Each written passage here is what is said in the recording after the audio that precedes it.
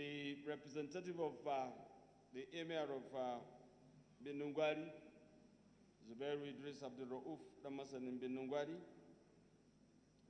the guest speaker, Sheikh Maruf Oniki Abdulaziz, the Chief Missioner, Nasfat, the translator of the lecture, Professor Ismail Shehu of Ahmadu Bello University, Zaria, the Director Generals of the NTA, Malam, or rather Comrade Salu Abdulhamid Dembos, DG FRCN, Dr. Muhammad Bulama, DG Voice of Nigeria, Malam Jibrin Baba Indachi, the Chairman, Board of Trustees, Ramadan Lectures, Alaji Ino Jibrin, the initiator of the Ramadan Lecture, Hajia Mariam Biwa, distinguished staff of NTA, FRC, and Voice of Nigeria, both serving and retired, distinguished brothers and sisters in Islam, Assalamu alaikum.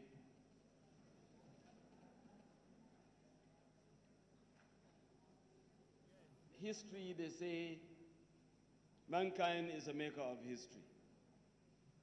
And history itself is conceived within the society.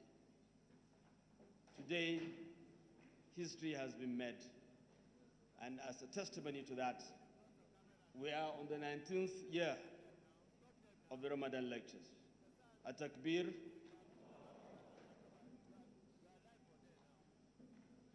The Ramadan lectures has been going on successfully, and alhamdulillah. Before I invite for the opening prayer,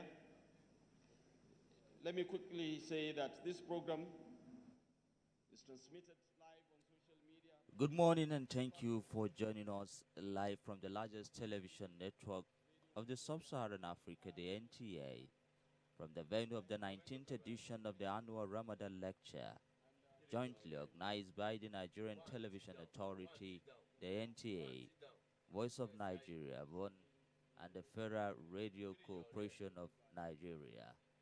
As the Muslims continue to observe the blessed month of Ramadan, the media organizations, for the 19th time now, organize this lecture, which provides a platform for deep reflection on the intersection of religion and governance.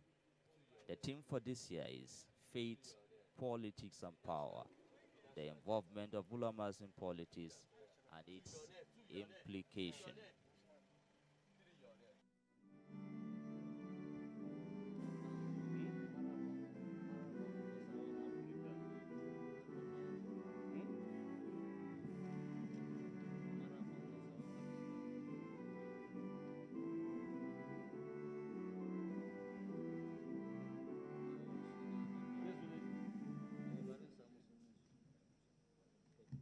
I think we need to recite it because it appears it is not really going on, right? Let's take it back again, please.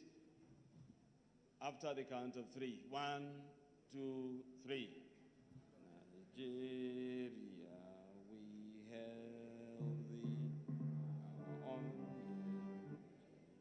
land, through tribe and tongue made thee.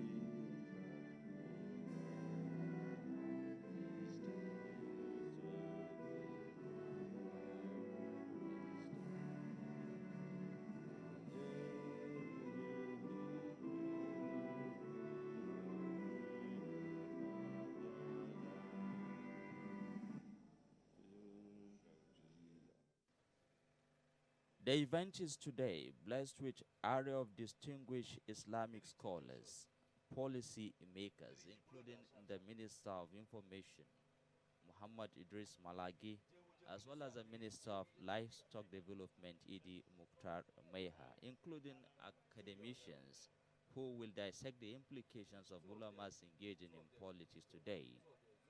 Should religious leaders remain neutral? focusing solely on spiritual guidance, or should they actively participate in governance to ensure moral leadership?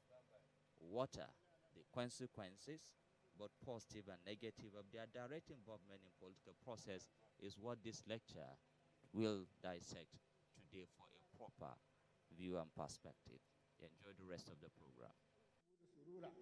اللهم أغني كل فقير، اللهم شبع كل جائع، اللهم اكس كل عريان، اللهم قد دين كل مدين، اللهم فرج عن كل مكروب، اللهم رد كل غريب، اللهم فك كل أسير، اللهم اسلب كل فساد من أمور المسلمين، اللهم غير سوء حالنا بحسن حالك، اللهم اشف كل مريض، اللهم سد فقرنا بجناك، اللهم قبل الدين برحمتك يا أرحم الراحمين يا رب العالمين.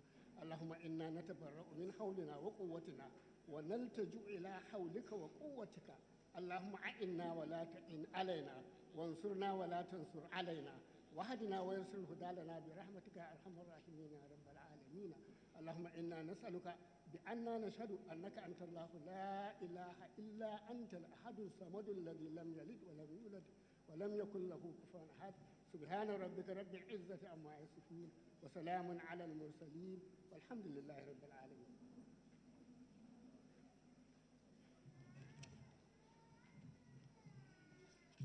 At-Takbir. Like you all know, this Ramadan lectures is being beamed live in FRCN, in NTA, and Voice of Nigeria. That is why each year, when the paper or the lecture is presented in English, a translator is always appointed to translate to the teeming Hausa listeners. The English version will take care of the people worldwide. A lot of people have been talking about why not Hausa only. But this is a national issue. We must be honest, we must appreciate the people that initiated this. When Hajia Mariam came, she started the Ramadan lectures, and she took Malala Salu on board later, and then it went on to national.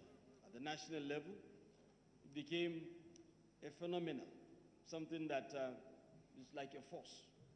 And I must be honest with you that without the dedication, without the resilience, without the commitment of the staff of the trio, NTA, FRCN, and Voice of Nigeria, this wouldn't have been possible. Both retired and serving.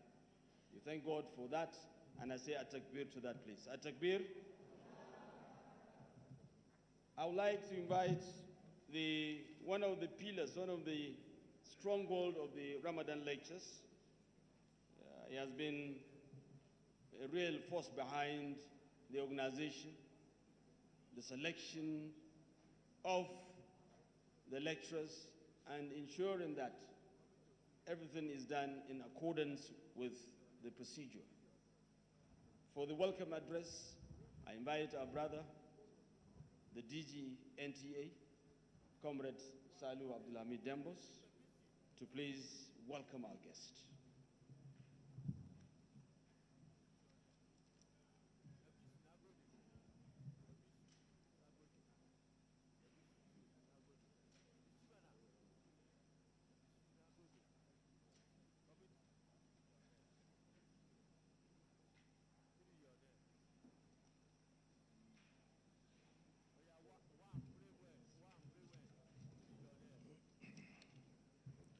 أعوذ بالله من الشيطان الرجيم بسم الله الرحمن الرحيم. Your Excellency, the Executive Governor of Kaduna State, Senator Dr. Obasani, the Chairman of the occasion, the Honorable Minister of Livestock Development, Madam Lady Mukhtar, the special guest of honor, the Honorable Minister of Information and National Orientation, Alhaji Mohammed Idris, Kakakin, Nigeria, the Emir of Zazzau, Madam Ahmad Nuh Bamali, our guest speaker for this year's Ramadan lecture, a renowned Islamic scholar, Sheikh Marufu Onike Abdulaziz, distinguished dignitaries, brothers and sisters, the initiator of this Ramadan lecture, Hajia Mariam Biwen. Assalamu alaikum wa rahmatullahi ta'ala wa barakatuh. It is with great honor and profound gratitude that I welcome you all to the 19th annual Ramadan lecture organized by the Nigerian Television Authority, Federal Radio Corporation of Nigeria, and Voice of Nigeria. We are delighted to have all of you here in the vibrant city of Kaduna State on this important occasion. This year's lecture, held in the spirit of unity, peace, and reflection, brings together distinguished gathering of leaders, scholars, and citizens united in the observance of the holy month of Ramadan. As we embrace the values of fasting, piety, and charity, we are reminded of our shared responsibility to foster national harmony, understanding, and socio-economic development. Our gathering today is graced by the presence of the Governor of Kaduna State, ably represented. We are equally honored to have with us the Honorable Minister of Livestock, and of course, the Honorable Minister of Information and National Orientation, as well as our Royal Father, the Emir of Zazzau. I would also acknowledge our speaker in this year's annual Ramadan lecture, a renowned Islamic scholar whose contributions to both the academic and spiritual growth of our nation have been invaluable. The Ramadan lecture of this year, theme Faith, Politics, and Power, the involvement of the ulama in politics and its implications, serves as an opportunity for us to reflect on the essence of Ramadan, not only in its spiritual sense, but also how it values to us. It is the value of self-constraint, compassion, and community can positively shape our society. As institutions dedicated to promoting national unity, education, and awareness, we are proud to facilitate this event, which we believe will continue to promote dialogue, enlightenment, and understanding across the country. As we engage in today's discussion and activities, may we take to heart the issues of this holy month of Ramadan, committing ourselves to fostering peace, goodwill, and unity. Once again, I extend my warm welcome to all, and I look forward to the fruitful and inspiring deliberations that will arise from this important event. May Allah's blessings be upon us all. Ameen. May we also continue to work towards prosperous and peaceful Nigeria. Assalamu alaikum wa rahmatullahi ta'ala wa barakatuh.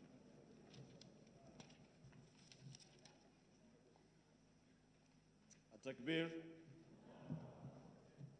MashaAllah. Your Excellencies, distinguished guests, it is now time to invite His Highness.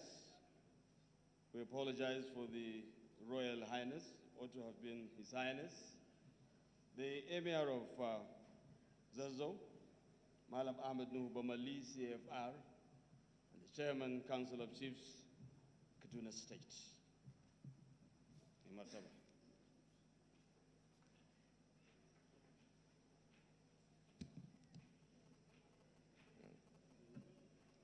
أعوذ بالله من الشيطان الرجيم بسم الله الرحمن الرحيم. Your Excellency, the Executive Governor of Kaduna State, Senator Obasani, ably represented by the DG Interfaith, the Honorable Ministers of Information and Livestock, the representative of the Emir of Hadija, the guest speaker, and then our host, the Director General of NTA, FRCN, and VON, other eminent personalities here, ladies and gentlemen, Assalamu alaikum wa rahmatullahi ta'ala wa barakatuh. I'm very delighted, to be here once again, to be part of this very important event. That is the annual Ramadan lecture organized by the Nigerian Television Authority. Last year we were here. Well, some of us were here, and I believe, quite a number of others are not here today, including those that passed on. So we're grateful to Almighty Allah for sparing our lives in good health, to be here once again. And may the departed souls, rest in perfect peace. The choice of this topic, the involvement of ulamas in power, politics, and governance. I think it's a very important, topic and timely, which I believe, the distinguished scholar of repute selected to deliver this lecture will certainly do justice, to the topic. And I'm pretty sure we're all going to enjoy what he's going to give. And at the same time, it will benefit all of us who will learn so much, I believe, in the course of delivering his speech and lecture series. So thank you very much for giving me the opportunity, to say a word or two here. And I wish us a very successful stay here. Assalamu alaikum. Takbir. We appreciate His Highness, the Emir of Zazo, Malam Ahmed Nuba Mali, CFR. Your Excellencies, all other distinguished guests here duly acknowledged. If there is one thing that is very peculiar in the President Tinubu's administration, is putting a square peg in a square hole. The two honorable ministers that are here today, our chairman, who happens to be the Minister of Livestock Development in Nigeria, is a practicing farmer and a herder, both by tradition and in business. And the Information Minister is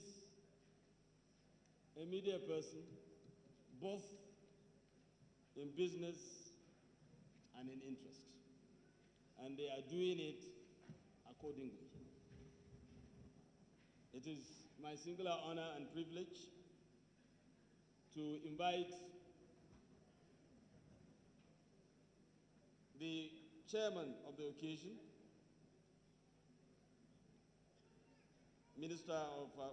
Honorable Minister of Livestock Development, Malam Edi Mukhtar Maiha, for his welcome address. Honorable Minister, sir.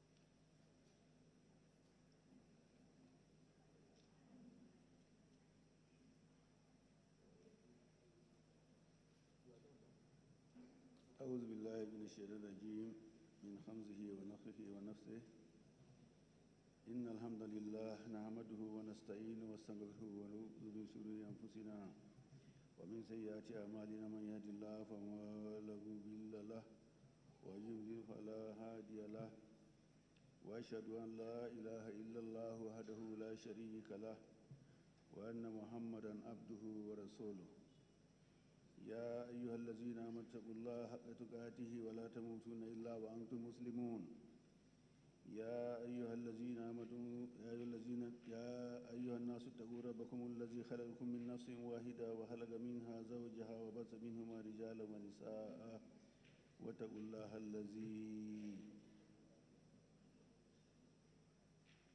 الأرحام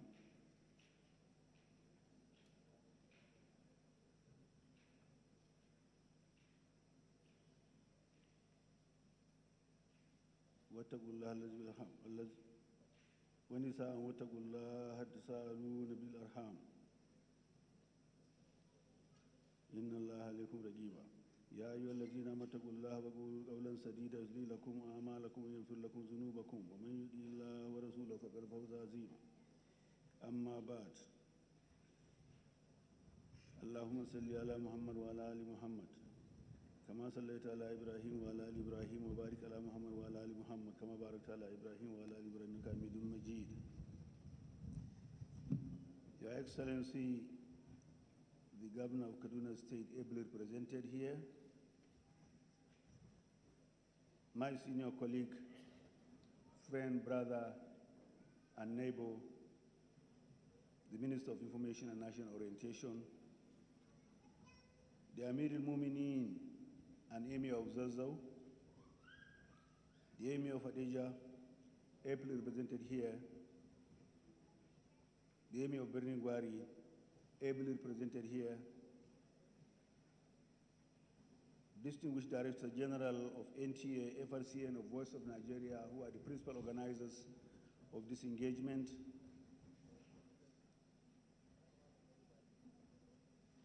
it's also a pleasure to meet the first initiator of this laudable program that has had an unbroken history of 19 years. Very, very laudable. Other title holders here present, senior government officials, erudite scholars, and leading the pack here is the distinguished presenter and erudite scholar, professor, sheikh, mobilizer, missioner, motivator, Professor Onike, distinguished members of the press, brothers and sisters in Islam, Assalamu alaikum wa rahmatullah wa barakatuh. My role here is very simple. I'm not supposed to make any lengthy speech because somebody ably qualified, preeminently qualified has been choosing to do that. My role is to stop him to talking if he's talking too much, or to prod him to say more if he's saying little, and also to determine who are those who are going to ask questions. And in this role, I will make sure that the introvert speaks a lot, and those who are talkative do not talk. Today's topic is about faith, politics, and power, the involvement of ulama in politics and its implications.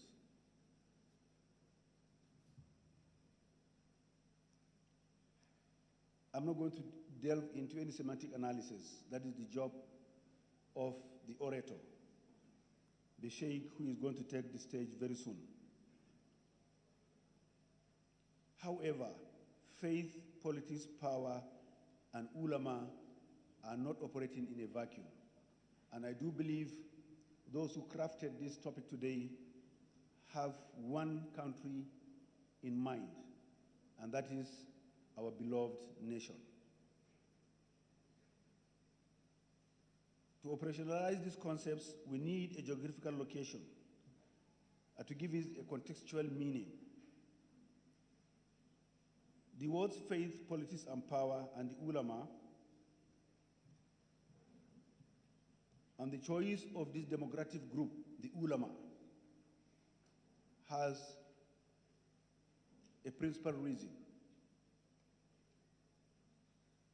Therefore, the speaker will do a surgical exposition on their involvement and its implications or complications. Involvement or lack of it, either way you look at it, has implications and complications for any space in terms of geography and location. Why the choice of ulama? Are they supposed to be in the political space? Are they supposed to be passive onlookers? Are they supposed to be active participants in the search for power and influence? I believe our erudite scholar will do justice to that. But if you are looking at the Nigerian political space today, to contextualize what we are going to look today, we have to localize and periodize it. Because Nigeria is not just given. It has a process of historical evolution getting to where we are today. To periodize it, we look at the pre-colonial days, and there were definite forms of political structure before the colonialists came. Who were the principal actors? Were they the ulama, or they are a set of different democratic groups? And the principal actor here, we are talking about the people who traversed this plain called northern Nigeria, led by no other than Sheikh Usman bin Fodio. It was faith-based, an Islamic teacher, a scholar, a poet, a revolutionary, a philosopher. And after him, he left an outstanding progeny, Muhammad Bello, Nana Fatima, and a number of them. In terms of scholarship, he wrote a book called The Principles of Justice. You can't talk of justice in a vacuum. And that means that there was a political structure to demand the additionals of justice.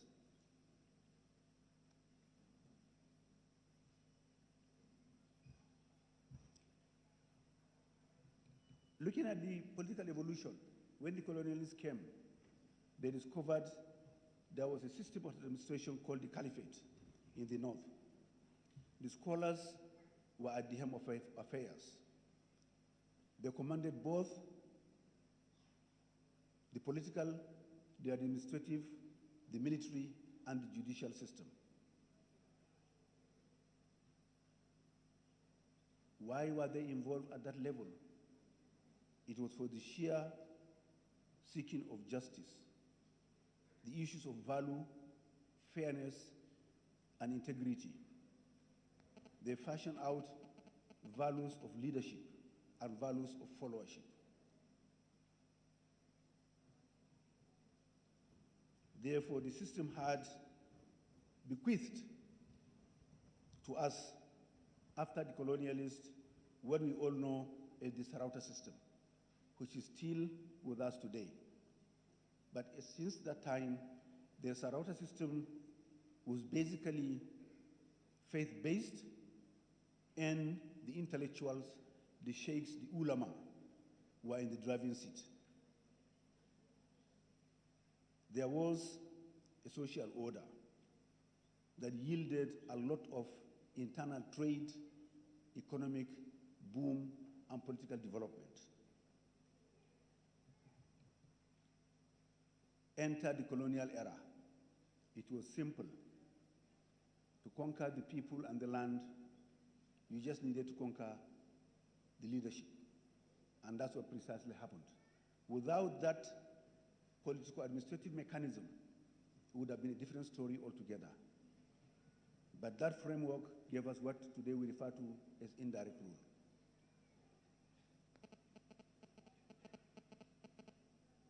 From independence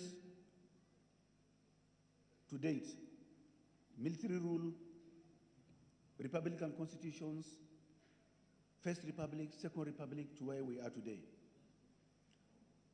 Where have been the ulama? And today, if you want to define the ulama, where we are now, with an avalanche of social media, anybody who has a cell phone can issue a fatwa. And his audience do not have to come near him. The erudite scholar will tell us the definition of ulama in the present day context of social media.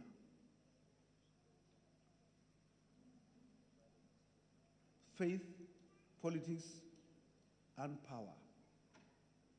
The involvement or lack of involvement. We need to know what will be the implications and complications of their involvement or lack of involvement.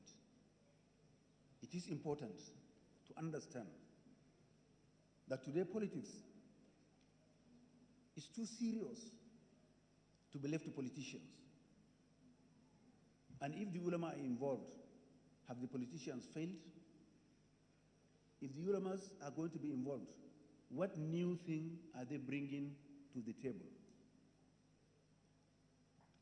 Are we going to revive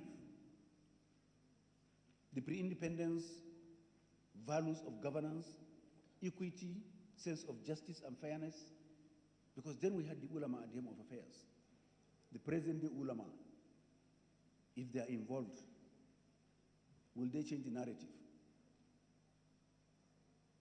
By looking at that demography, every group today has the constitutional provision and protection not to remain silent. If you do remain silent, don't partake actively, chances are people other than you will take over and rule over you. So what are the implications of being involved and not being involved? Your Excellencies, Your Royal Highness, distinguished ladies and gentlemen, my role here is to water the ground for our distinguished scholar to come and do a surgical operation on this topic. And it couldn't have come at a better time than this holy month of Ramadan, where if you are very close to the Quran, there are hundreds and hundreds of commands from Allah subhanahu wa ta'ala. Ya ayyuhan nas, reflect. This is a month of reflection. On the journey so far, where we are today and where are we going to? It's an ummah of Muhammad sallallahu alayhi wa sallam. This topic couldn't have come at a better time. And we couldn't have found a better person to do justice to this topic than the chosen speaker, who 25 years ago has been involved in an extensive mobilization. A missioner, a philosopher, an erudite scholar, a professor of knowledge. He has seen it all. And in those 25 years, I am sure he will tell you his brushes with the authority for bringing the ulama to the fore of the political scheme of things in this country. I am not the speaker. But again, we needed to lay this foundation to provoke thoughts even before the scholar come to engage in an intellectual combativeness that he has been used to in the last 25 years. Once again, I want to say that I am now in charge of this engagement Thank you very much.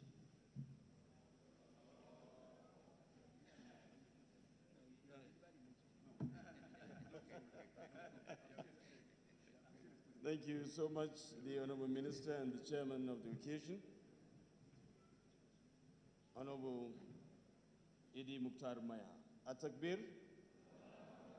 Before I invite the Director General of Voice of Nigeria, let me quickly acknowledge the presence of His Excellency, the former Governor of Kaduna State, His Excellency Mukhtar Ramalan Yero, the Dalatun Zozo. Your Excellency, you're most welcome. Also, we welcome Marafan Hausawan Africa, Ambassador Alhaji Hamza Shaibu. Also, we welcome Sheikh Halur Maraya, the renowned Islamic scholar, is in our midst. We say welcome to each and every one of you.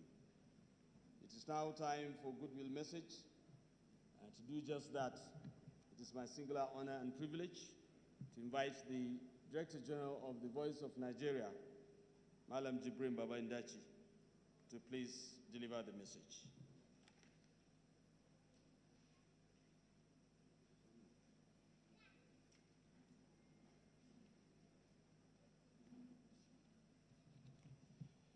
A'udhu billahi minash shaitanir rajim. Bismillahir rahmanir rahim. The chairman of the occasion, Honorable Minister of Livestock Development, the special guest of honor, Honorable Minister of Information and National Orientation, my boss and mentor, His Royal Highness Sarkin Zazzau, and other highly placed personalities, brothers and sisters, colleagues, Assalamu alaikum. Events like this offer us opportunity to reflect. So I'd like to say on behalf of the management and staff of Voice of Nigeria, NTA and FRCN, we'd like to first commend our big auntie who started this journey. And for us, as younger generation, what are the lessons that we should learn from here? It means that when you are in public office, you shouldn't just look at the moment. You look at what legacies will you leave that you provide platform like this. What is happening here today is an opportunity for us to talk about Islam, but more importantly, about our faith, about politics and power. But it's even much more critical now, because like the chairman said, we're in the age of social media, the age of noise, the age of misinformation, the age of disinformation, and outright lies. And therefore, the ulamas have a role, not just to talk to the older generation, but to also encourage the younger generation to understand that you can keep your faith and be in politics and also hold power. You can be in power and also hold on to your faith. And the chairman said one thing that I think all of us, particularly those of us who consume what is on the social media, it's not everything that is on social media that is true. It's not every religious quote that you find on the social media that may necessarily be true. And therefore, the ulamas in the 21st century have a role, critical role, to provide that leverage for all of us to understand that to hold on to your faith, you don't just feed on the social media, but you also listen to the ulamas that you can connect with. At the Voice of Nigeria, we remain very focused and determined to provide our platform to deepen discussion on religion, on politics, and faith and power, but above all, to also provide our platform to continue to push positive narrative about Nigeria and Nigerians, Africa and Africa to the world always. I'd like to, again, on behalf of the management and staff of Voice of Nigeria, thank all the organizers and those who have provided this opportunity in the last 19 years. And we pray that it will outlive those of us who are in office today, who are also giving our own support to it. Thank you very much.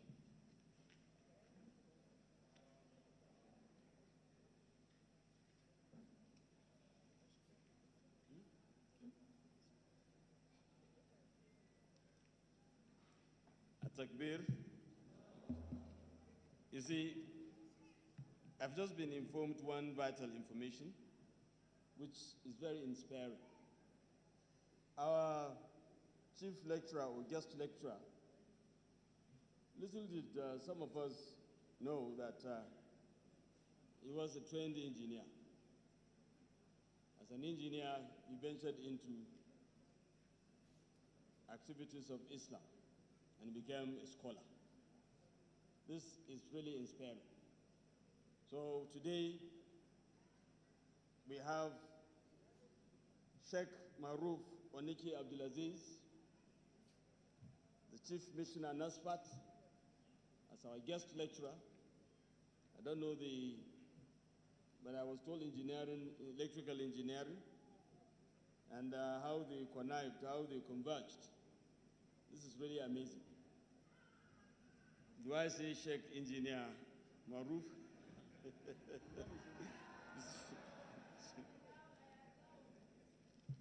صلوا على النبي الكريم صلوا على النبي المصطفى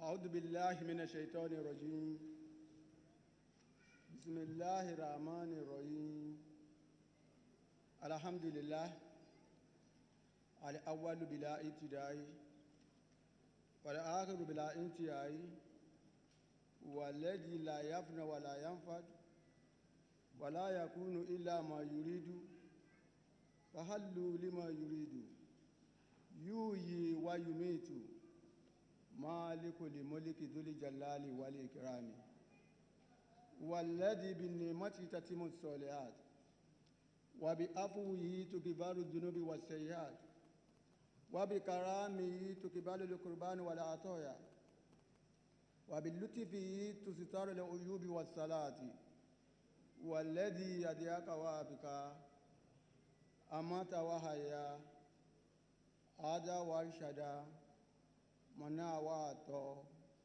نعمد ونستعين ونستكبر ونستهدي ونتوكل عليه من يهد الله فلا مضل له ومن يضلل فلن تجد له وليا مرشدا أشهد أن لا إله إلا الله وحده لا شريك له إقرارا بربوبيته وإرغاما لمن جحد به وكفر وصلى الله على سيدنا محمد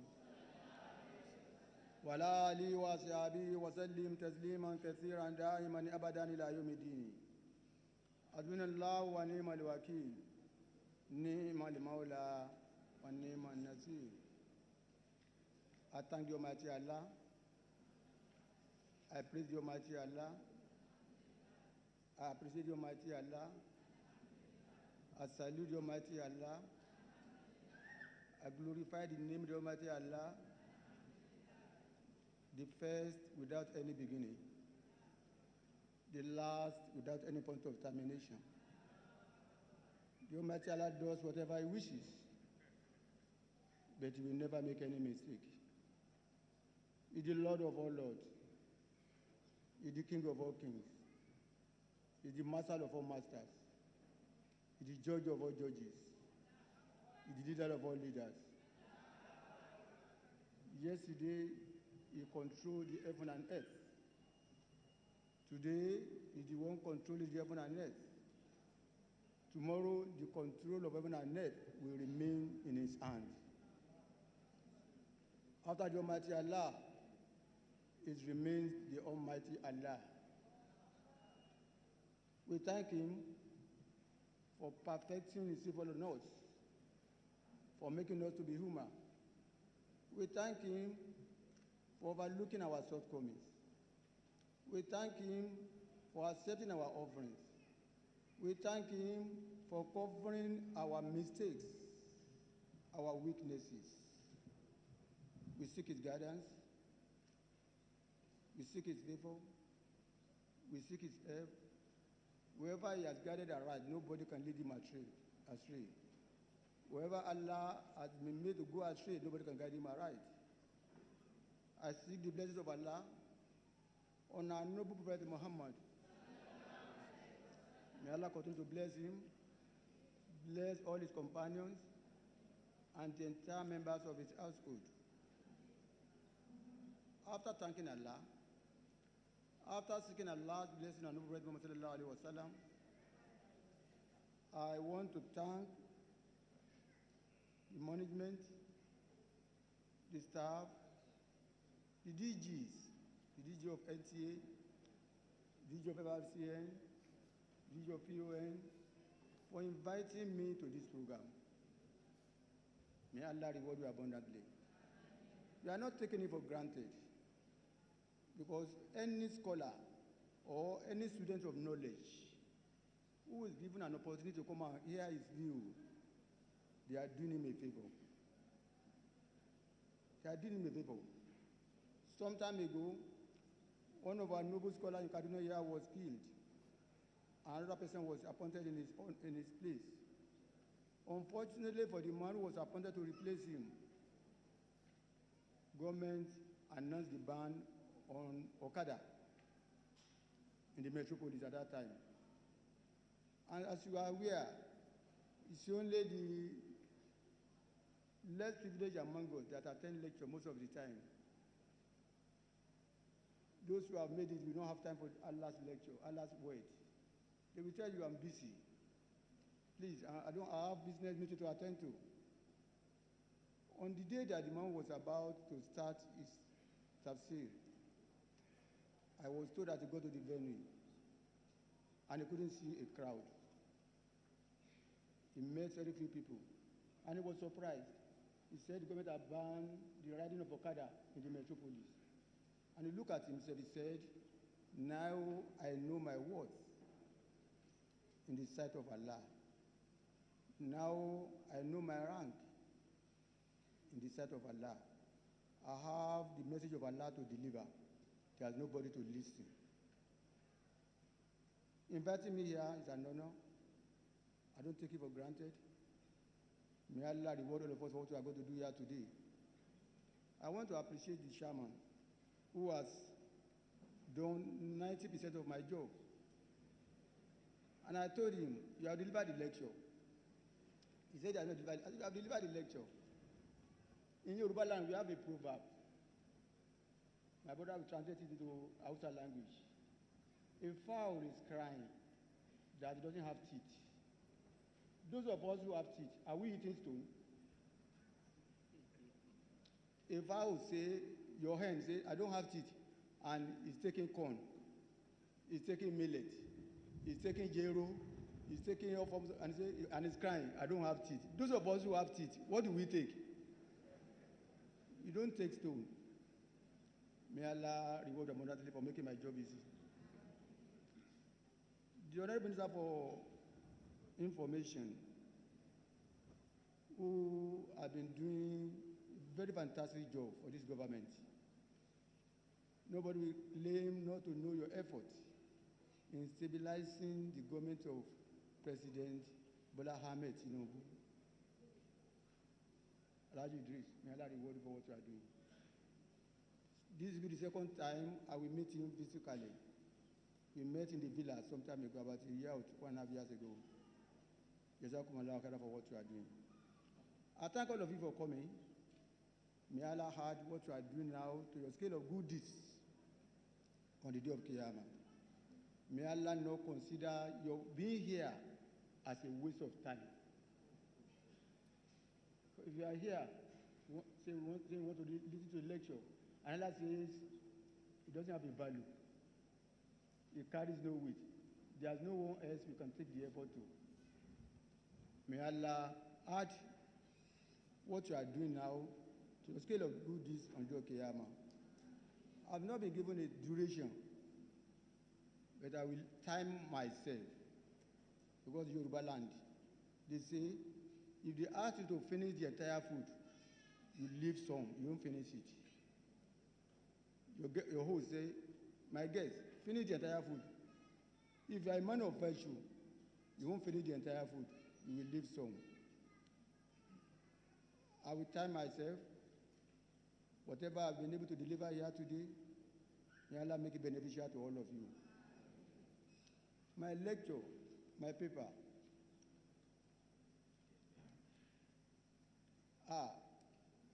Our father, our Baba, the Emir of Zelzel, may Allah elongate your life. May Allah elongate your life. May Allah continue to be with you. May Allah continue to strengthen you.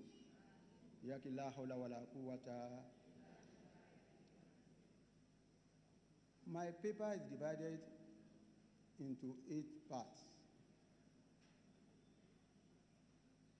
Faith, power, and politics. The participation of ulama in politics and the implication. I divided the paper into 8 parts for better understanding and for simplicity. And for easy following, that when I get to a particular part, all of you know he has mentioned it. That's the right talking about.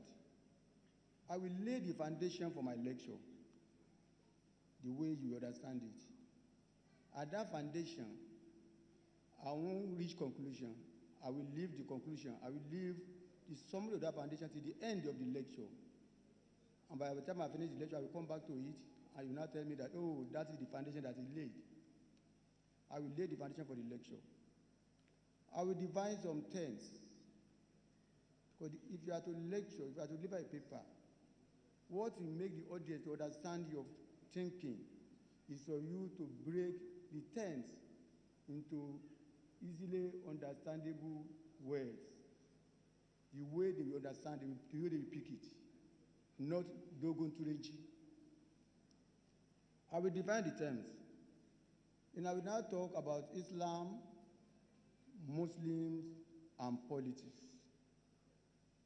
Later, I will talk about Islamic framework for obligation.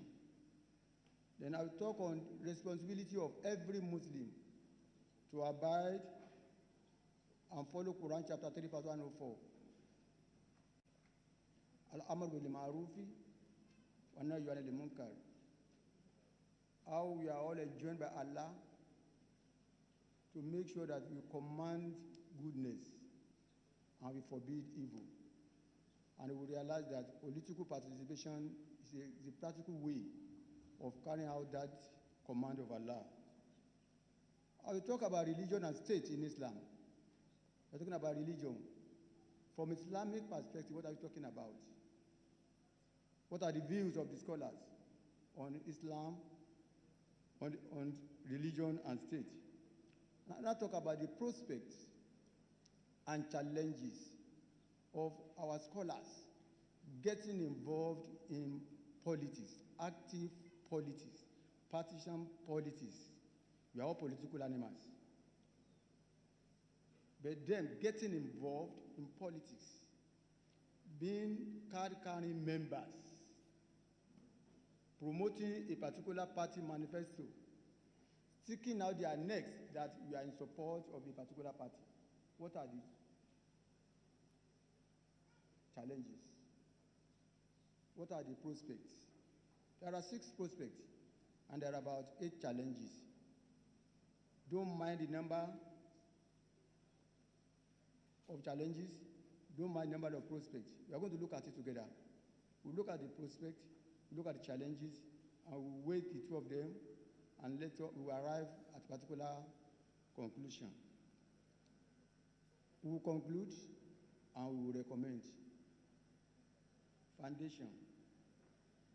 I will lay the foundation with an hadith narrated by one of the companions, An-Nu'man ibn Bashir. An-Nu'man ibn Bashir reported that the Prophet said, the example of a set of people who abide by the rules of Allah, who obey Allah, who follow the teachings of religion, in comparison to those who don't believe in Allah, who don't obey Allah, who don't follow the teachings of religion, who are just acting anyway, who are doing whatever they feel their minds have directed them to do. The comparison is like a set of people, a group of people, boarding a ship. This ship has 2 floors, 2 decks. A group are on the first deck, the deck that's very close to the water. Another group is on the next deck. Those who are on the first deck, the deck that is very close to the floor that's very close to the water, anytime they want to drink water, they have to climb up because the water is kept on the second level. They have to climb up to go and collect water there. One day, one of them said, "Why are we troubling ourselves? Why are we climbing up each time we want to drink water? Why can't we make a hole in this ship so that we can have access to water easily, so that we don't disturb our brothers up?" If they allow them to perforate the ship, you and I know what will happen to them. If they don't allow them, you and I know what will happen to those who are on the first floor, on the second floor. If they say, "We don't care, go and do whatever you want. You are not interested. It's none of our business. Go and do it. Go and perforate the ship and take water directly." Your guess is as good as mine. That's the first foundation. The second foundation, there are 3 Yoruba proverbs. And I'm going to say it in English. 3 or 4 proverbs. And these proverbs, I will mention them again in passing at the conclusion of the lecture. And that will be the summary of my presentation. In Yoruba land, there's a proverb that says, "We should not refuse to sleep due to the fact that some people die in their sleep." "Oh, I won't sleep." Why? A lot of people have died in their sleep. "I will not sleep again, because there's a chance that I could die." Number 2, if you leave clothes for a madman, he will ruin them. You say, "It doesn't concern me." He's the owner of the clothes. Whatever I want to do with it, he will ruin the clothes. Number 3, you are absent. Yet you complain that the distribution is unjust. You are not there when they are distributing. You are not represented. And after they have shared it, you are now saying they are unjust. They have not been fair. Why are you not there? Finally, if you are not on the table, you are on the menu. If you are not on the table, you are on the menu. Islam, Muslim, and politics. Before I do that, let me define some terms. Faith, because you need to understand the terms of the topic for you to follow me. What is faith? Complete trust and belief in something on somebody. How can I explain that one to you analogically?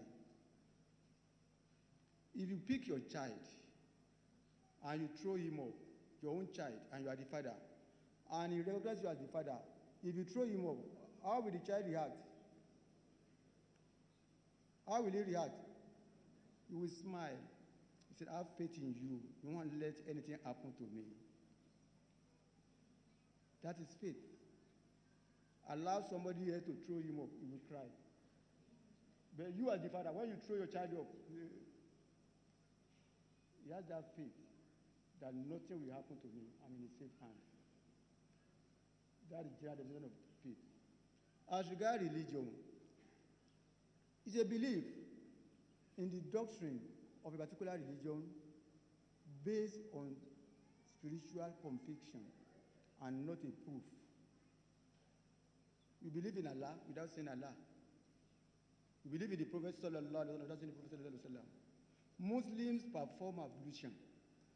A non-Muslim will ask you, "Why must you perform ablution? Why can't you take your bath?" take your bath in the morning, go to work. When it is time for subi, you observe your subi. You want to be clean.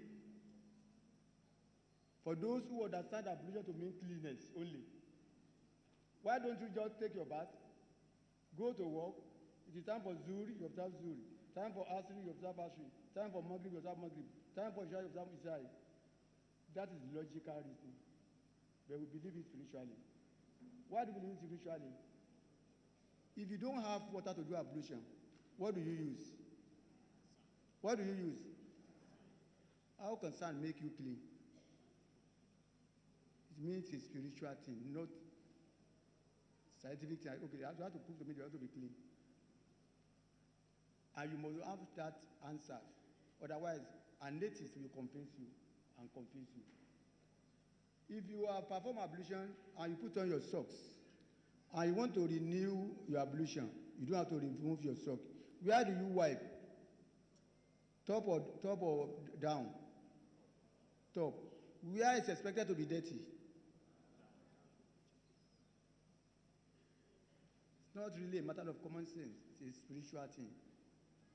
That's why the prophet says that if you have a pool of water running in front of your house and you bath with it every day, won't you be clean? He's talking about ablution, not the physical neatness.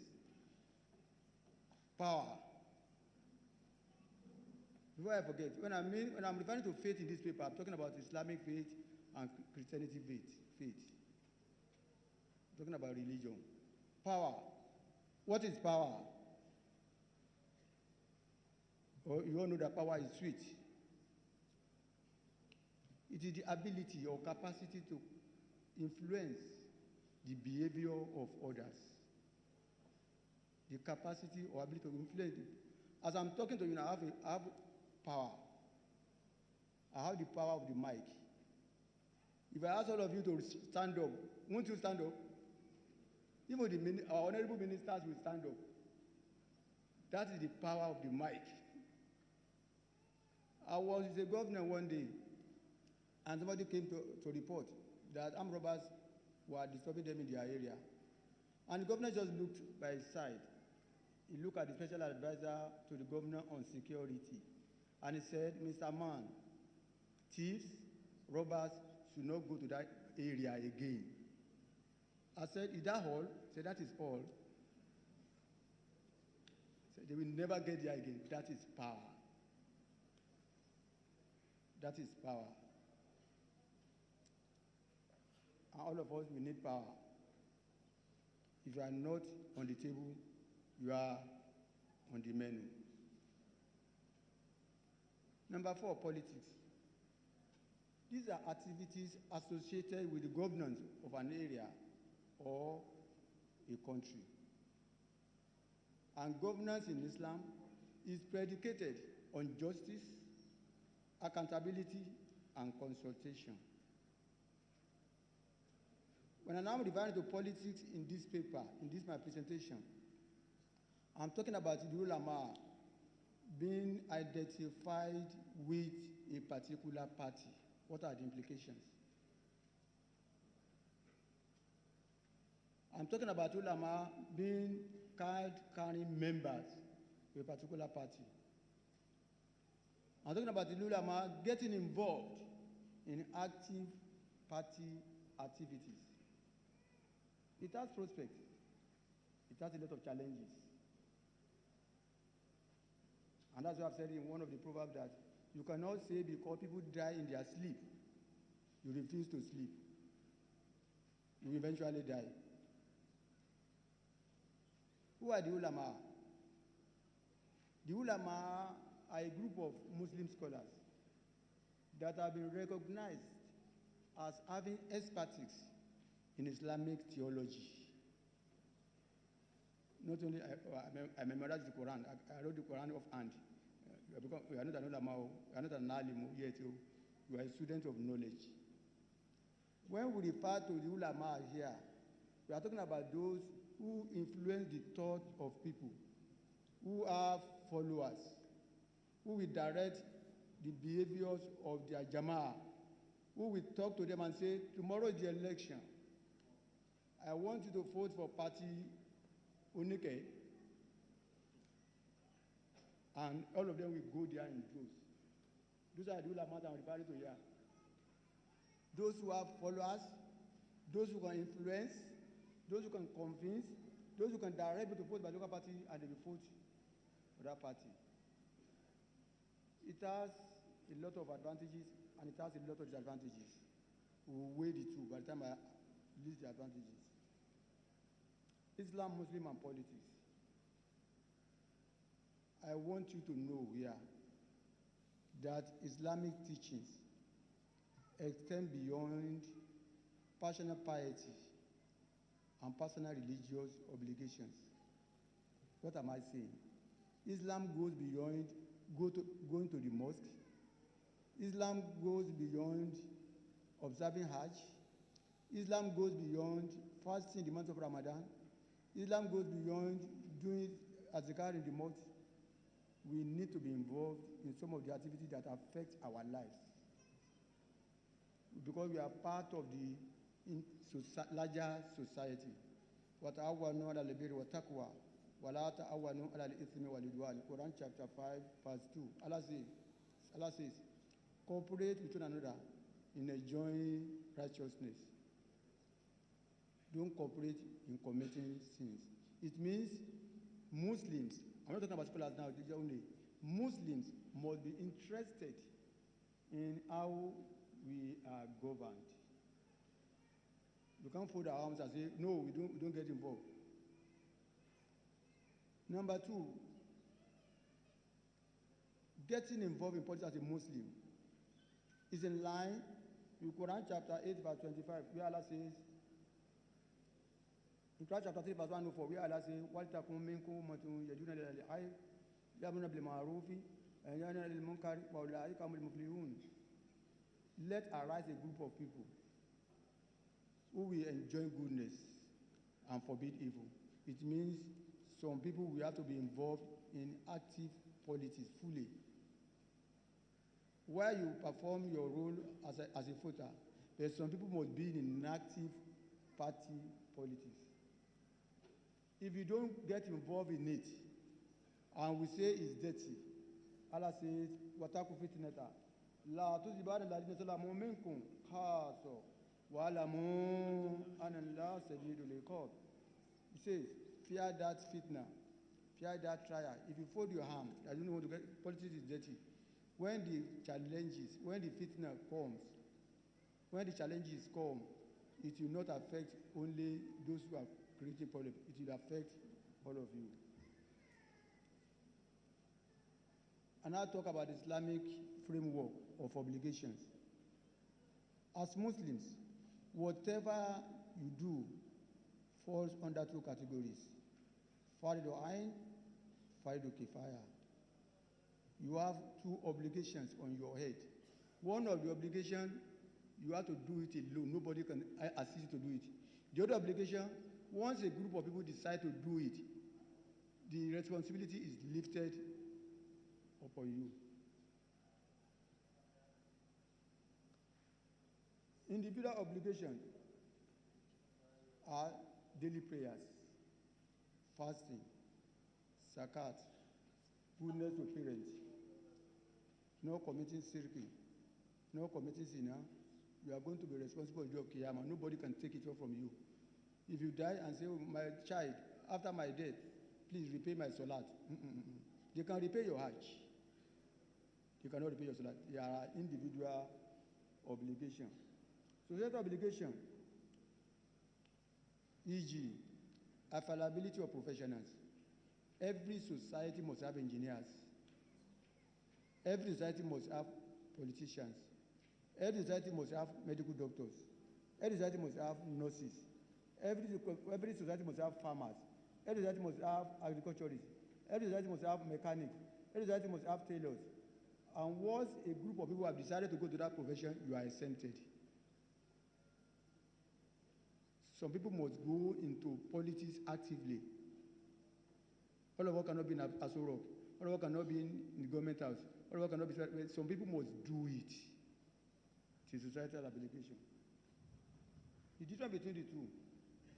The individual obligation, if you miss it, you can repay it if you have not died.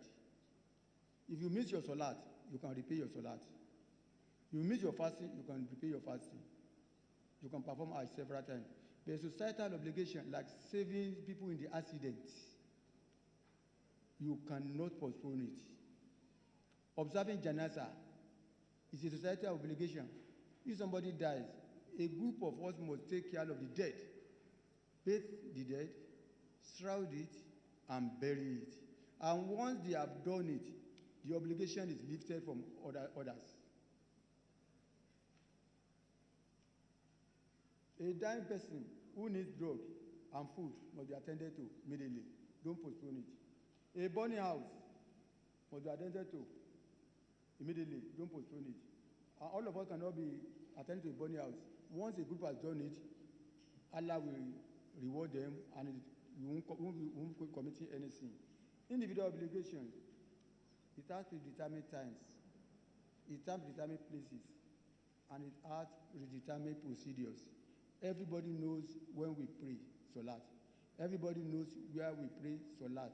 Everybody knows how we pray Salat. Where we pray it, how we pray it, when we pray it. They are predetermined. Social obligation, they are situationally based. The number of engineers needed in a particular society will be determined by the population of that people. The number of teachers needed will be determined by the decision of the education authority on student-teacher ratio. It's seasonally based and it requires the reality on the ground. Politics, of course, is a societal obligation.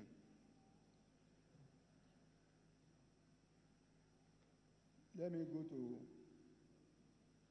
religion and state. And this is a challenge for we Muslims.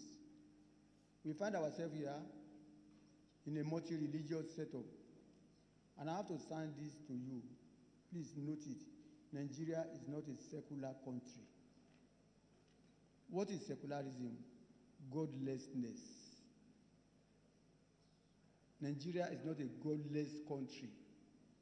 We are a multi-religious country. Government declare holiday during Eid al-Kabir. They declare holiday during Eid al-Fitr. They set up National Hajj Commission. They set up Christian Pilgrim Commission. They do a lot of things. This is a religious place, state. And one of the pages, the early page of our constitution says, we have agreed to live together under God. But non-Muslims, when they want to cheat us, by the time they are calling for our rights, they say, this is not a religious country, this is not a secular country. On Saturdays, on Sundays, people don't go to school. People don't go to work. Because government want to allow the practitioner of a particular religion to observe their services. Even though Muslims are saying, give us Friday. Allah does not say we should go on holiday on Friday. We are just saying that so that we can claim our right. Why that could is Salat. He says, when you finish your Salat, go back and go and do your business. But we are asking for it so that we claim our right.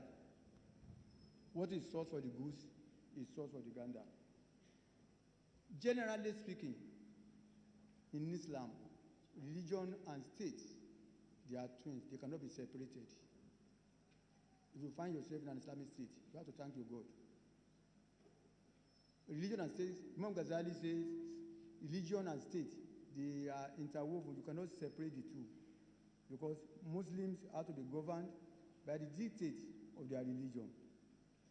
And that's why some of us are surprised. When Sharia was to be introduced, Sharia panel, they call it Sharia panel. In some states in the southwest, Sharia, not Sharia court. Some non-Muslim kick against it. What is their problem? Somebody says he wants to live his life according to the dictate of his religion. And you are now fighting. He says he wants to get married according to the dictate of his religion. He wants to divorce his wife according to the dictate of religion. He wants to share his inheritance. You are now saying he should not do it. It's because you are not in an Islamic state. You continue to agitate until the right is given to them.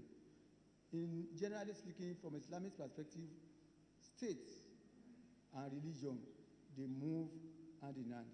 And that's why that's governance is predicated on justice, accountability, and consultation. I will not be dragged into the controversy around Islam and democracy. Whether you like it or not, don't do democracy. And don't participate in politics. If you like, you are doing yourself a great disservice. Corridor always says nothing is wrong with getting involved in democracy. Moreover, it's about consultation, comment of the people, by the people, and for the people. What is un-Islamic about that definition? Someone has to struggle to convince me not to get involved in democracy and in politics generally. Why must our ulama get involved in politics? What are the prospects? What are the prospects? Number one, they will advance ethical governance. But they know the rules. They know what Allah wants. They know what Allah doesn't want. And they be good rulers.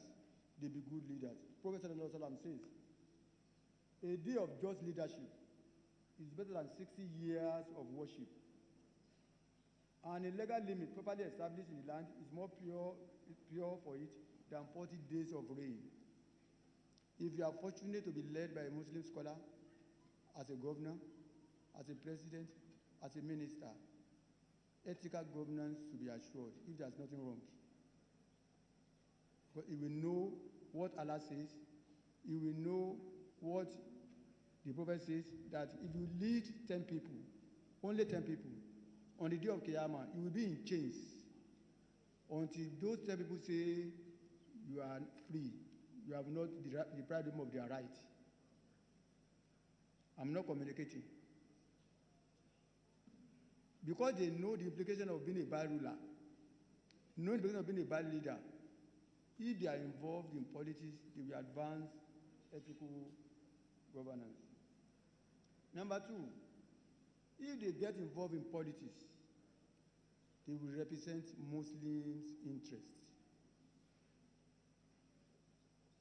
In 2013, our brother, may Allah be pleased with him,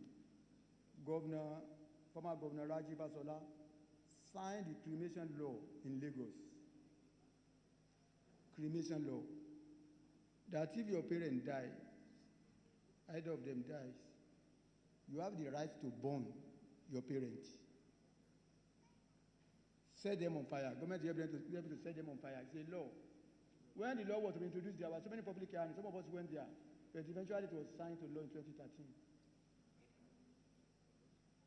And all of us know that if they say give your parents a befitting burial, they are not talking about burning your parents. I can't imagine one of the children of our Honorable Minister of Information, Alhaji Idris, telling him, my daddy, once you die, I will burn you.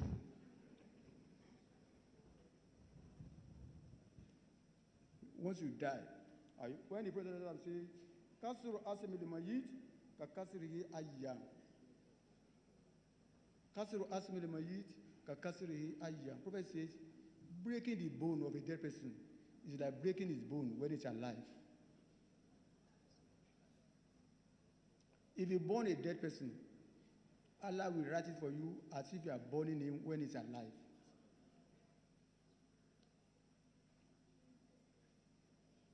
The people believe in cremation because they lack Islamic knowledge and because they don't believe in the life after death. They believe that once you die, that is the end of it. A scholar will never believe in that way. Unfortunately for them,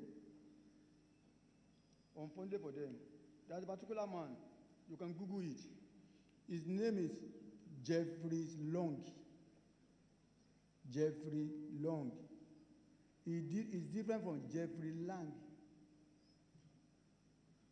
Jeffrey Lang is the one that wrote the book struggling to preserve my faith or something like that. But this Jeffrey Long is set up Near-Death Experience Research Foundation. Near-Death Experience Research Foundation. He has interviewed more than 4,000 people who are have either gone into coma, have either fainted, in a dying situation. He has asked them, when you are in coma, when you fainted, what did you see? All of them, more than 4,000, confirmed that there's life after death. You can go and Google it, Jeffrey Long, Near Death Experience Research Foundation. He's not a Muslim. His own research is to come and meet you. I learned that you fainted some time ago. You went to coma. When you lost consciousness, what was going on? All of them, more than 4,000 confirmed that life continues after the death too, because of the experience that we have. Somebody who signs burning of the dead after death does not believe that we are going to come back. We are going to come and Allah will come and judge us. Number 3, because I've been given time. Promotion of peace and unity. Islamic scholars will ensure that they promote peace and unity. Nigeria has NIREC, Nigeria Inter-Religious Council. Fantastic idea. Even though they are being used as firefighters, they are only known to be in existence when there's a problem. NIREC, Nigeria Inter-Religious Council. Number 4, policy advocacy. With their knowledge of Islamic law and economic principles, scholars can advocate for policies that align with ethical and sustainable development, such as zakat and some other things about Islam. Because they know Islam, they know that whatever wealth you get, you are going to account for it in Qiyamah. The policy they will institute will be favorable to the Muslims and to non-Muslims. I talk about Sharia law. Sharia is paramount to the life of every Muslim. Promotion and enhancement of benefits and removal of harm. How we sleep is Sharia. How we talk is Sharia. How we wear our clothes is Sharia. How we laugh is Sharia. How we die is Sharia. How we are born is Sharia. How we get married is Sharia. The way you wear your trouser, Sharia says it. Because we have somebody we are following. Monajid wrote a book. He called the book, When Prophet Muhammad Smiled, this beloved Sallallahu smiling. The number of times the Prophet smiled, it was recorded. How he smiled, it was recorded. How he cried, it was recorded. Because we have somebody we are following, and that means that for us to be practicable.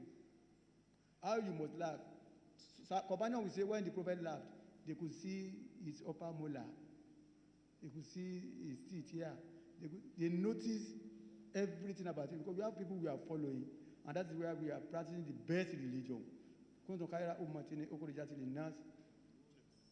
are the best ever created. The essence of Sharia in Islam and in the Muslim life can never be negotiated. I talk about the dot that was raised when Sharia panel was introduced in the South. NASAT as a model, we call it alternative dispute resolution. We won't call it Sharia. We set up a panel. If you have a problem with your wife, problem with your business partner, come there. We'll settle the problem for you. We'll apply Sharia without calling it Sharia. We'll settle it according to the dictate of Islam. But when you call it Sharia, people are saying Sharia. Name affects what you do. Why don't you change the name and achieve what you want to achieve? There's something they call chamber pot. What do they call it in Hausa? What the children use to poo-poo?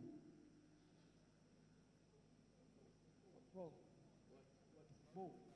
We call it po in Yoruba land. Po. It's because of the name of po that po is suffering. If you buy a new po and take it to a restaurant, they will laugh at you. But you have never used it to poo. But the name has been given to it that when you have a po, chamber pot, you have to use it to ease yourself. Even if you buy a new one inside nylon and you take it to a restaurant, I want to buy food. You say, Baba has gone mad.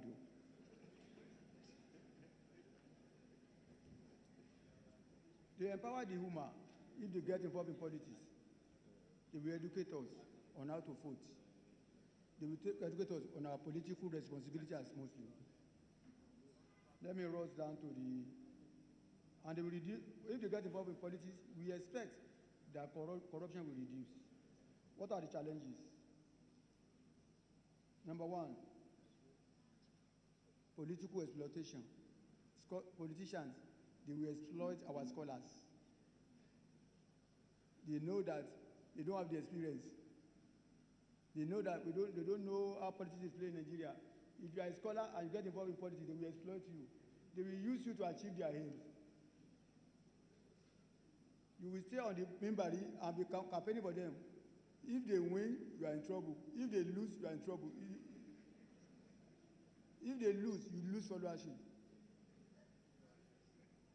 If they win, you lose religious authority. They don't mind him, he's a politician. Religious bias and misinterpretation. If you have a lot of scholars in politics, those who are suffering from Islamophobia, they want to take over Nigeria. You can see the governor of Kaduna now is an Afa, is an Alim. The governor of Sokoto is an Alim. The governor of Kaduna, they want to take over Nigeria. We need to fight them. Number 4, when I talk about exploitation, former Jigawa governor, Alhaji Lamido, has expressed concern over the growing involvement of religious leaders in politics, stating that faith now wields significant influence over voters and political processes. And that can be demonstrated in the 2023 election, the most divisive election we have ever had in Nigeria. The scholar, the leader of a particular religion, I won't mention them, they went on the pulpit and they are campaigning against a particular set of candidates. They were campaigning against Muslim ticket, and they are calling it Momo. Muslim, Momo government. Most scholars should not go to that extent. Most religious state dynamics, because it is not an Islamic state, it's not Muslim populated by Muslims. A scholar who wants to get involved in politics will face a lot of challenges. Non-Muslim will not vote for him. They will discriminate against him. Number 4, our scholars, they don't have experience at all. They don't have experience at all in politics. When a politician tells you good morning, you have to go out and check the day. If somebody talks, and so people say he's a politician, what does that mean? Don't mind him. But as a scholar, you are not expected to lie at all. You don't have that experience. A former governor was asking him, how do you cope with the political angons? Because he has a lot of supporters surrounding him. How do you cope with some of their statements, some of their sins, some of their thoughts, some of their discussion with you? He said, most of the time, when he's surrounded by political angons, he will switch off his brain. He'll just be looking at them and be nodding his head. He's not following, otherwise he will run mad. A scholar will want to listen to everybody. This is lack of experience. Intra-Muslim rivalries. We have Sunni, we have Shia.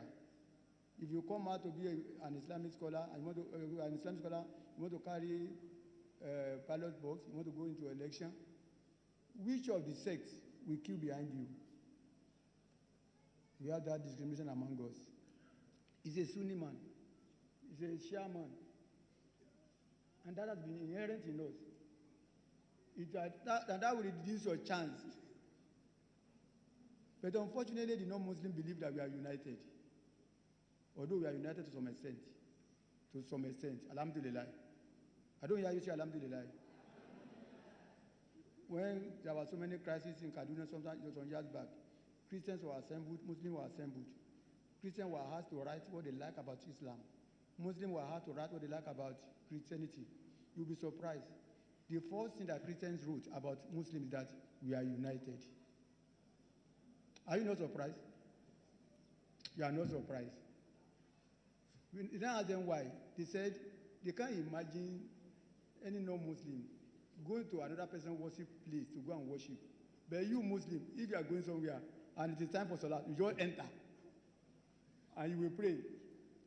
Without asking whether this man is Sunni, whether this man is Shia, whether this man is Ahmadiyya, you just pray. That they are imagining it. How is that possible? That's one of the beauty of Islam. I don't hear you say Alhamdulillah.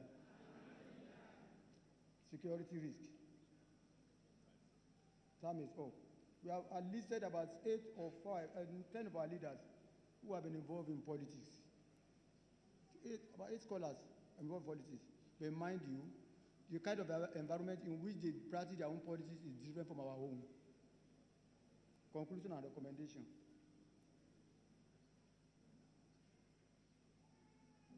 While Islamic scholars participating in Nigerian politics has significant prospects, such as fostering ethical governance and representing Muslim interests, the challenges include secular constraints and potential exploitation, and these are to be carefully managed. A balanced approach that ensures that integrity and neutrality while leveraging their moral authority can maximize their positive impact. The major issues are how and what level of involvement. Must they involve in politics? Yes. How must they involve in politics and what level? That is the question we should ask ourselves. The scholar cannot fold their hands and sit down look, while the politicians are toying with the lives of people in terms of plain politics of bitterness, thuggery, corruption, etc., which the scriptures usually frown upon. The scholar's role should be mostly advisory, advocacy, electoral enlightenment, etc., in addition to setting up a non-partisan religious council to guide political ethics. We can play advisory role. I don't know what obtains here. In the Southwest, every governor, some of the governors have special advisor on religious affairs. You have for Islamic religion, you have for Christianity religion. I don't know how strong their voice is. And they wouldn't choose anybody apart from scholars. They will choose scholars who are participated in politics. We need to play the advisory role. Nationally, we should set up a body of Muslim scholars who understand politics, who will be playing advisory roles. Governors will be consulting them, ministers will be consulting them, and they'll be telling them, if you do this policy, it will affect the interests of Muslims, and they will kick against it. They should set up the Christian body, and they should pick them on merit. They pick them on merit that these are the advice, put the advisor on politics, political issues. Those who can advise them, or the governors, NCIA, Supreme Council of Islamic Affairs, to ensure that every governor has a scholar in his cabinet, a scholar that can talk, a scholar that can walk away if he's not listening to. If you are not on the table, you are on the menu. Because you are afraid of dying in your sleep, don't be afraid to sleep. If you leave the clothes to the madman, he will run it. Whatever mistake I've made in my presentation, may Allah forgive me. Whatever I've said here today that is beneficial, may Allah share the reward among all of us. Subhana rabbika rabbil izzati amma yasifun. Assalamu alaikum.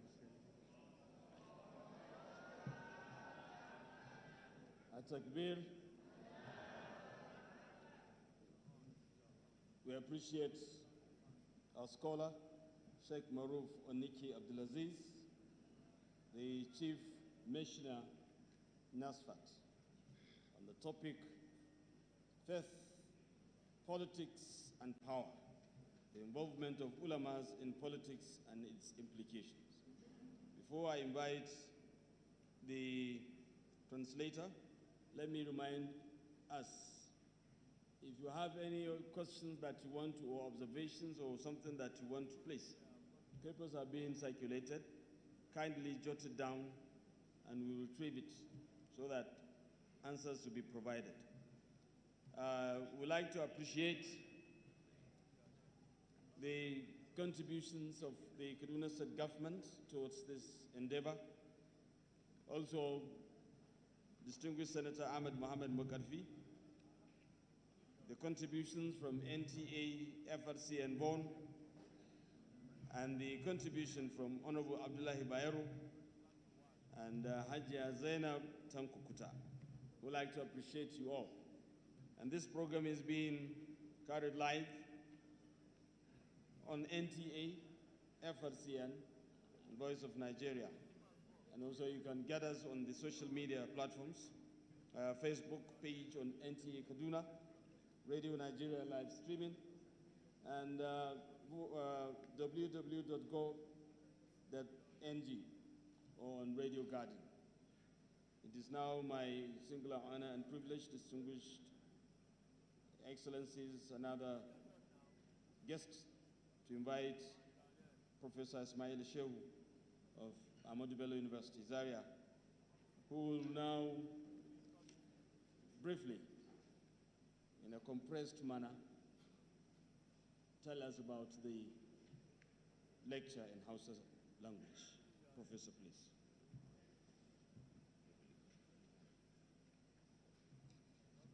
أعوذ بالله من الشيطان الرجيم بسم الله الرحمن الرحيم الحمد لله رب العالمين والصلاة والسلام على أشرف المرسلين سيدنا محمد وعلى آله وصحبه أجمعين girma shugaban wakilin gwamna honorable Tahir Umar Tahir mai girma shugaban zama honorable minister of livestock na kiwon dabbobi mai girma ministan yada labarai babanmu mai martaba sarkin zazzau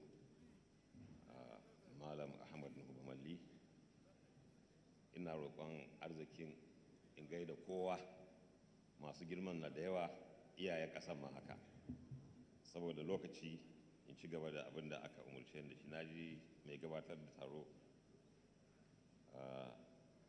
ya ce in yi a dunkule to in Allah su zan yi a dunkulen amma ina yankan hanzarin cewa takardar da aka bani kamar yadda kuka ji da yanzu digo-digo ne yanzu ne na saurari abin da saurara zan ciccike abin da ya samu ina roƙon afuwa inda na yi gibi musamman ma da yake fassarar domin waɗanda ba su anan ne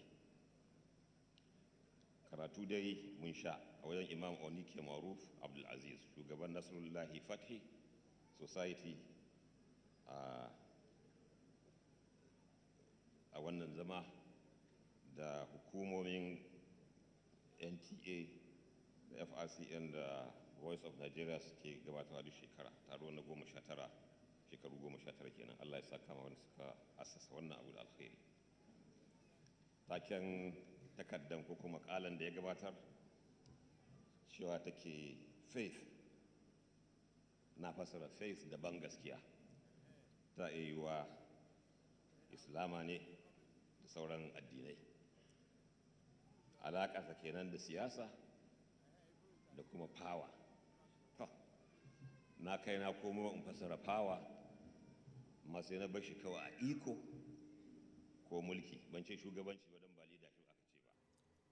You're still watching the live event of the 19th annual FRCN NTA Ramadan lecture. The guest lecturer Sheikh Morufu Oniki Abdulaziz, who is the chief missioner of NASPET, spent some minutes dwelling on the topic involvement of ulama in politics. And it is now time to translate his lecture in Hausa for proper understanding of a larger audience. And this is done by Professor Ismail Shehu from Ahmadu Bello University, Zaria. Sheikh Morufu Oniki Abdulaziz says that ulama must be involved in politics, emphasizing that their participation is crucial in promoting ethical governance, justice, transparency, and accountability, arguing that the Muslims entirely should not remain isolated from the political process. However, the guest lecturer says there are some issues with ulamas particularly involving in politics. There might be political exploitation where the ulamas may be used for personal or political gains, as well as religious biases. Professor Ismail Shehu is now translating Professor Sheikh Engineer Murufo Niki Abdulaziz, the Chief Missioner of NASFAT, has said during his lecture in Hausa. Enjoy the rest of the program. Waɗanda suke ƙasan nan in za su sha ruwa a cikin jirgin ruwan nan a cikin teku sai sun hawo sama sannan su iya ɗiban ruwa. A wajen hawa sama ko su ɗibi ruwa suna takura wa mazauna sama. Shi kenan sai wani ya ce kai ni da Allah a maimakon hidindimu ɗin da wahalar da 'yan uwa da nake a sama mu huta mana da hawa saman nan mu fasa rijiyarmu ta ƙasa. Jirgi a teku mu fasa rijiyar mu huda kawai ruwa ya shigo mana mun huta da hawa sama. Ma'aiki sallallahu ce yaya kuke gani idan na sama suka ce kai suka kyale akai wannan rijiyar, ina makoman jirgin ruwan nan? Darasi ne jibge a cikin wannan hadisi da ko dai ka rike hannun wanda zai banna ko kuma da kai da shi ku nutse.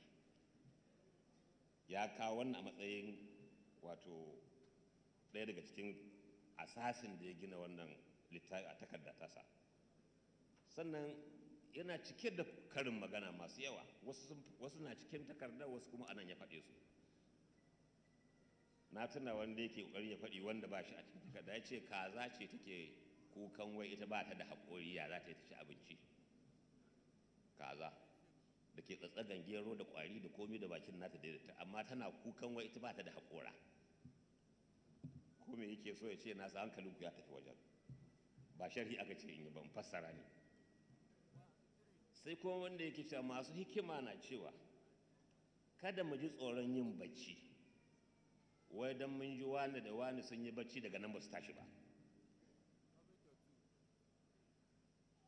ko min ji gwalgwalewa a fahimta ta kenan dole sai an kutsa, sai an shiga ko da akwai hatsari, domin saƙon da yake cewa ke ɗaure ainihin takardar a kayi kenan.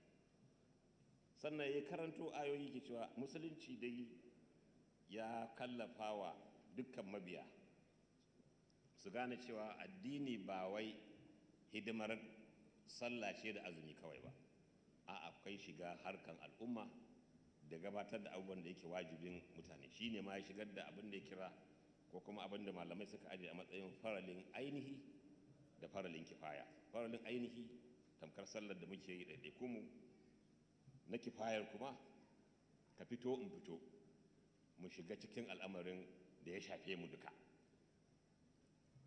Ina ga aƙila mun alakanta abin da maganan siyasar da maganan ainihin shiga cikin harkar mutane. Sannan ya magana akan nauyin jagoranci, inda ya ɗauko wata maganar hikima da wani mawaƙi yake faɗin cewa ƙasa za ta ɗore cikin ƙarfi da inganci in shugabanta ya tsare ta, haka kuma za ta ruguje, ko kuma in ta ruguje to shugabanta ne abin zargi. Sannan ya ce lallai ne, ya kawo shawarwari, ya ce lallai ne ya kasance akwai wasu daga cikin waɗannan ko kuma cikinmu waɗanda za su yi kira zuwa ga alheri, fasar aya ce, kuma su yi hani ga mummunan aikin kamar yadda Allah subhanahu wata'ala ya ba da umarni a cikin aya ta 104 a cikin suratu Ali Imran. Sannan manzo sallallahu alaihi wasallam ya ce ya kuma ja kunnen masu ilimi kan yin shiru a lokacin da masu mulki ke zalunci, kamar yadda Abu Dawud ya rawaito hadisin da yake fasaran cewa mafi alherin jihadi shine faɗar gaskiya wa shugaba mai tursasawa da zaluntar talakawansa. Wannan ya kai shi ga ainihin kawo maganar alaƙar addini da siyasa a gwamnati. A cikin abin da ya faɗa na tsinkayo wanda ba shi a takardar shine maganan da ake yi da zarar musulmi sun koka za su yi batun addininsu da abin da addininsu ya tattala a basu a matsayinsu na 'yan ƙasa, sai ka jo suna maganan Najeriya ai sakula ce, wato almaniya, ba addiniyanci, inda ya ja hankali tare da tsawata akan cewa Najeriya ba sakula ba ce, a'a mai addinai ne kowa da irin nashi. domin wanda ya ce maka Najeriya secular ce to shi ma wani addini yake ma aiki. Secularism shi ma addini ne, saboda haka kakara maka a ce maka kai secular ne, ma'ana ba ruwanka da addini, a kuma sa shi a bayan ƙasa. To har na ɗan ta'aliki a nan duk da zai banga ina da izinin haka ba. Na taɓa tuntuɓan wasu lauyoyi kamar guda 15. Do Allah a nuna min kalmar secular a cikin tsarin mulkin Najeriya. Babu ta. Kalmar secular ba ta a tsarin mulkin Najeriya sam. Fahimtar wasu ce suka kawo ta a yadda suka dama domin ainihin wato isar da wannan addinin da secularism. To don haka Mala ya ce shi yana ganin kamar yadda ya ɗauko maganan Imamul Ghazali Allah ya mishi rahama, ya ce alaƙar addini da siyasa ko gwamnati da gudanar da harkar al'umma ke ɗan juma ne da ɗan jummai, tagwaye ne ba a raba su kuma su kansu ba su rabuwa, kamar yadda shi Imamul Ghazali ya faɗa. Ya ce wajibin malaman addini ne su shiga siyasa da gwamnati don su tabbatar da tsayar da adalci, su samar da zaman lafiya da haɗin kai, sannan su ba da shawara ta gari, sannan su tabbatar da wakilci ga al'ummar musulmi da ya ƙarshen hanci da rike amana, wanda yake wajibi ne da lazumin ainihin wanda suke kan mulki da iko ɗin. Ya je wurin da ya kira su ƙalubale a kan wannan matsayi. Ya ce amma musulmi su lura da yanayin Najeriya mai yawan al'umma masu bambancin addini da sauran ɗaukan zafi. Akwai ɗaukan zafi da yawa a cikin Najeriya. Ya ce misali, waɗanda ba musulmi ba na buƙatar ilmantarwa don rage ainihin musu kaifin adawa munana da kuma munar zato. Sannan malamai su yi hatara da kisisinar 'yan siyasa, in ji Chief Sheikh Ma'ruf. 'Yan siyasan da ya kira masu kwaɗayin amfani da su don cin zaɓe kawai, ba a tsayar da gaskiya, amana da kyautatawa ga talakawa da jagoranci na gari ba. Sai ya yi ishara kamar yadda muka ji a cikin bayanansa da wani tsokaci da tsohon gwamnan Jigawa Alhaji Saurari da ya yi 'yan kwanakin baya, inda ya danganta ainihin da mamayar da malaman addini suka yi wa fagen siyasa, musamman a lokacin zaɓe wanda ta gabata a shekarar 2023. Ya koka ɓarai inda ya ce 'yan malamai sun kwashe kafan 'yan siyasa. Amma Chief Ma'ruf bai tsaya a nan ba, ya ce to su kuma 'yan siyasan suna kwashe kafan malamai, inda ya ce su yi hatara da kutsawa siyasa gadan-gadan, domin ana danganta ita siyasar da ƙarya. A matsayina na ɗalibinta ne ina ganin ba lalai ba ne, da raba kan al'umma, da rabuwar da ke hana su magana da murya ɗaya su malaman, ko kuma su rasa kima idan mutane musamman mabiyansu. Ya ce akwai misalai da yawa wanda ya tafi na magabata wanda suka yi jagoranci kuma suka yi siyasa kyakkyawa, kamar irin su halifofin shiryayyu, irin su Sayyidina Umar da Sayyidina Ali, Allah ƙara musu yarda, da wanda suka biya musu, irin su Imam Al-Mawardi da Salahuddin Al-Ayyubi da Ibn Taymiyyah da Imam Al-Ghazali kashi da Sultan Muhammad Al-Fatih da Sheikh Usman dan Fodiyanmu. Ya yi gwagwarmaya, ya yi siyasa, kuma ya yi shugabanci, kuma gashi malam. Saboda ka ba abin kyama ba ce. Ya ce malamai su faɗakar da mabiyansu kan muhimmancin yin zaɓe komai takaicin da suke ciki na rashi ko kuma ƙarancin samun roman demokradiyya ne ake cewa ko biyan bukatunsu na karan kansu da na rayuwarsu. Ina ga shi ne alaƙar, don wani ya yi bacci ya mutu daga bacci, kada ka ji tsoron ka kwanta kai bacci. Ƙila shi ne malai ke nufi. Ya kawo shawarwari da yawa inda ya ce a ƙarshe, wato babban abin lura shine tun da malamai ba za su sa ido su zamo 'yan kallon wasan kurar da 'yan siyasa ke yi da rayuwar al'umma ba. Ya zame musu tilas su jajirce su hana siyasar gaba da ɓarnatar da dukiyar ƙasa da rashawa, kamar yadda littattafai masu tsarki suka koyar ko kuma suka ba da umarni. Sai dai in za su taka wannan rawar, in ji Chief, ma'ruf, to su yi shi ta hanyar shawara da lalama ga shugabanni, ba tsage-tsage da ɓatunci ba, tare da faɗakarwa ga mabiya dangane da ilimin siyasa da zaɓe na gari. Zaɓe kam ba gudu ba ja da baya, musulmin da ya amsa sunan shi ya sani komin gwalgwalewa wani baƙin bai kai baƙin wani ba, gara baƙi aka ce da baƙi kirin. To a ƙarshen kusa da ƙarshe ya tattaro ginshiƙan siyasa a musulunci kamar haka: dole ne mai takarar siyasa ko mai neman shugabanci ko malami ne ko mai jefa ƙur'ani ya sani akwai bukatun kaɗaicin Allah da ɗaukakarsa kan dukkan tsare-tsaren rayuwa, miƙa wuya gare shi kuma da addini da mu'amala. Akwai Allah da ya shimfiɗa komi kuma yadda Allah ke so ya kamata kowa ya yi. Sannan na biyu, akwai tuntuɓa da shawara wajen gudanarwa, yana daga cikin sharuɗin siyasa wanda musulunci ya zo da shi. Akwai na uku, maganar adalci. Sannan na hudu, akwai riƙewa da bayar da amana ga abin da ko kuma waɗanda ake jagoranci, ya ce tabbatarwa.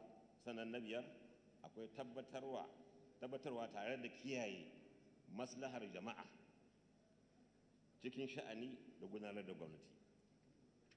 A gurguje a ƙarshe, malamai ya ce sun kasu gida uku dangane da alaƙar musulmi ko musulunci da dimokuraɗiyya.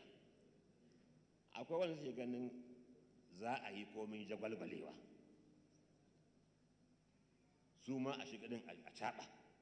Akwai kuma wanda suke ganin ba za a yi ba ne sam. Sannan akwai na uku, matsakaita. A kansu ne ni takardar da aka bani fassara bala ya kawo ƙarshen bayani shi. Sauran da mun ji lokaci ma ya tafi, shugaba ina ba ta abin afuwa, abin da ya samu kenan. Assalamu alaikum.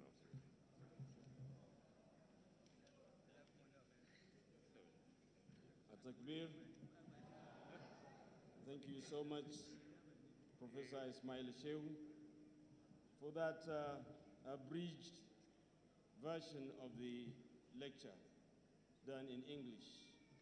We have a lot of questions and answers, and observations, and due to time, the scholars will not be able to answer all, but please be patient. If your question is not mentioned, we will forward it to your emails. Answers will be provided. There is not much time. I've been told to intimate the two scholars while answering. Let's be a little bit brief. There are some that are done in Hausa. So there's this one in English. The sender of the observation, he said, why an Islamic scholar? He believes that an Islamic scholar should participate in party politics. Islam scholars, ulamas, plays a crucial role in guiding society based on Islamic principles. Their involvement can be a means of ensuring justice, good governance, and accountability. Given the moral and ethical teachings of Islam, a scholar who enters politics has the potential to demonstrate what true leadership should be, based on justice and fairness and well-being of all citizens, regardless of religion or background. Example of a scholar in politics, the model of Umar ibn Abdul Aziz. He was known for his deep knowledge of Islamic jurisprudence and commitment to justice when he became the ruler of Umayyad Caliphate. Instead of using power for personal gain, he reformed governance, fought corruption, ensured fairness in resource distribution, and protected the rights of both Muslims and non-Muslims. This is one of the observations, yes. And then this one is saying, sir, you said Nigeria is not a secular state. What are the roles of ulamas and indeed other faithful in actualizing, and why we are in actualizing why we are a religious country, considering the provision in the Constitution of Nigeria? and this one is in Hausa. Waɗansu daga cikin wakilan musulmai a gwamnati kan ce su ba aikin musulunci suke yi ba. To menene matsayin ire-iren waɗannan mutanen a musulunci? Aminu Pampo. I'm going to say out the questions, then as, yes. No, that will take much of our time. Maybe you just jot down. I can give you, this is yours.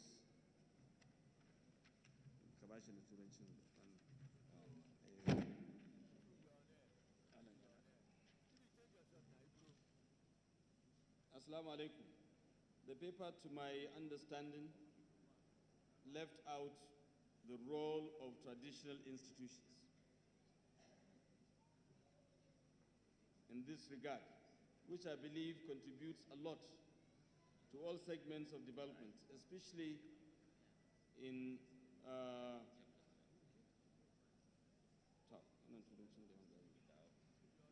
role model. Abubakar, thank you so much. Maybe, yeah, Isaka? Assalamu alaikum. Malam, ana bukatar irin wannan lecture domin muna gane cewa ba a raba musulunci da siyasa. Minista, a ƙara irin wannan taro kafin a fara campaign, saboda shi zai janyo malamai da almajirai su shiga siyasa, har ma waɗanda suke ganin an yi musu ba daidai ba. Ba suna. Maybe, daga mata ne wannan. Na wannan minista ne.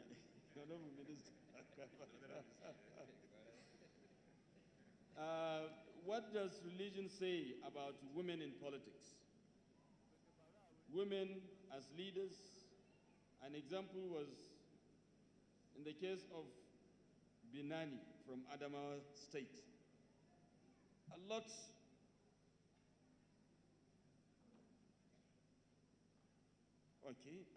of clerics said a woman cannot lead. Hence, she should not have contested as a governor. Ciao. I give you.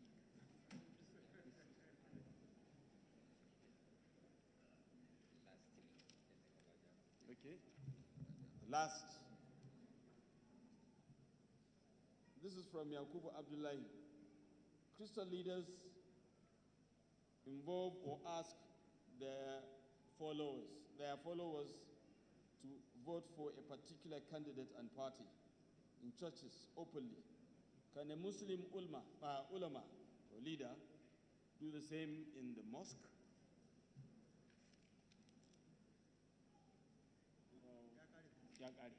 When you are done, he's done, then the Honorable Minister will. I need to clarify this one for us. I said it in my presentation, and I'm going to repeat it. Nigeria is not a secular country. Secularism means godlessness. Nigeria state recognizes Christianity and recognizes Islam. We should know that. People use that particular concept when they want to deny you of your right. When they are being sponsored to Jerusalem, sponsored or any right, any pilgrimage right, they will not say we are not religious. When they have holidays, they will not say we are not religious. That's why I was surprised when people were crying over the closure of school during Ramadan in some northern states. I said, what is your problem? What is your problem? 2 days a week, we are made to stay at home because they want you to observe your religious activity, Saturday, Sunday. Some states now say that their children to stay at home during Ramadan, they must have covered their curriculum. When you do third holiday, second holiday during Christmas, nobody raises any eyebrow. Most of the time we have a third holiday during Christmas. We don't raise any eyebrow. In a week, we stay at home 2 days. Times 12, that's 24. Nobody raises any eyebrow. That times 52. Nobody raises any eyebrow. Nigeria is not a secular country, it's a religious country. The question I now ask, how can we turn it to a pure religious country? That could be very difficult because of the population of Muslims and Christians. But our religion permits us to live our life the way it has dictated, and Nigerian government can make it so. Muslims can live in a Muslim minority state. They can live in a Muslim majority state. Live and let live.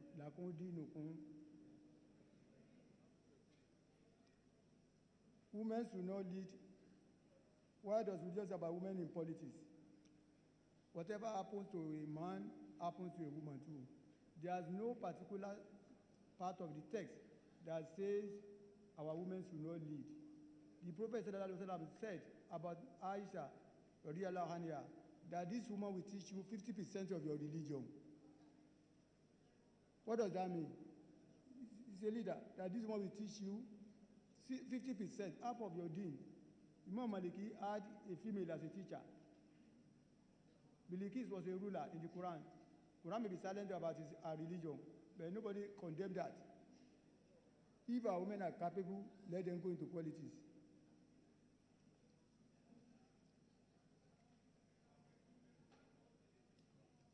They say Christian leaders advise or ask their followers to vote for a particular candidate.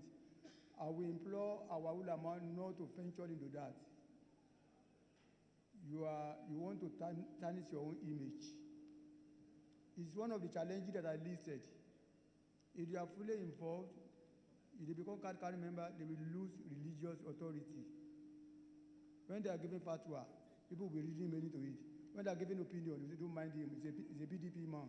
Don't mind him, he's an APC man. Don't mind him, he's an NPP man. They should never turn our pulpit into a campaign ground. The member is not meant for that.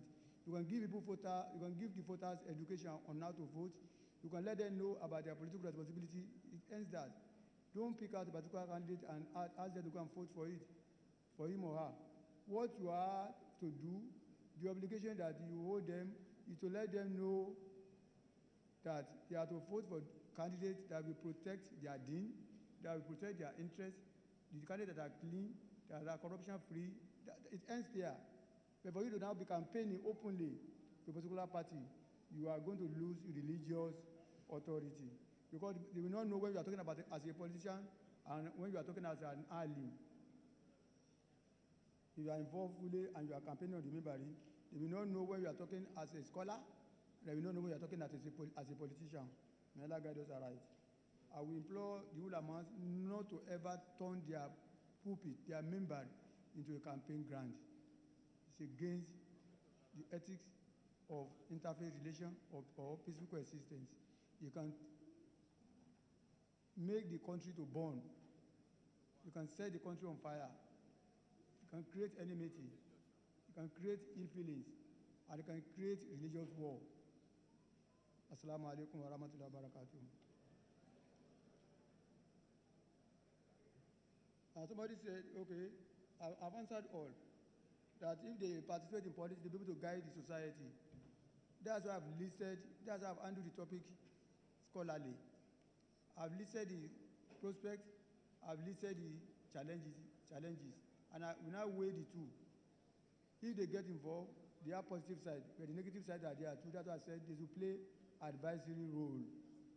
May Allah guide us aright.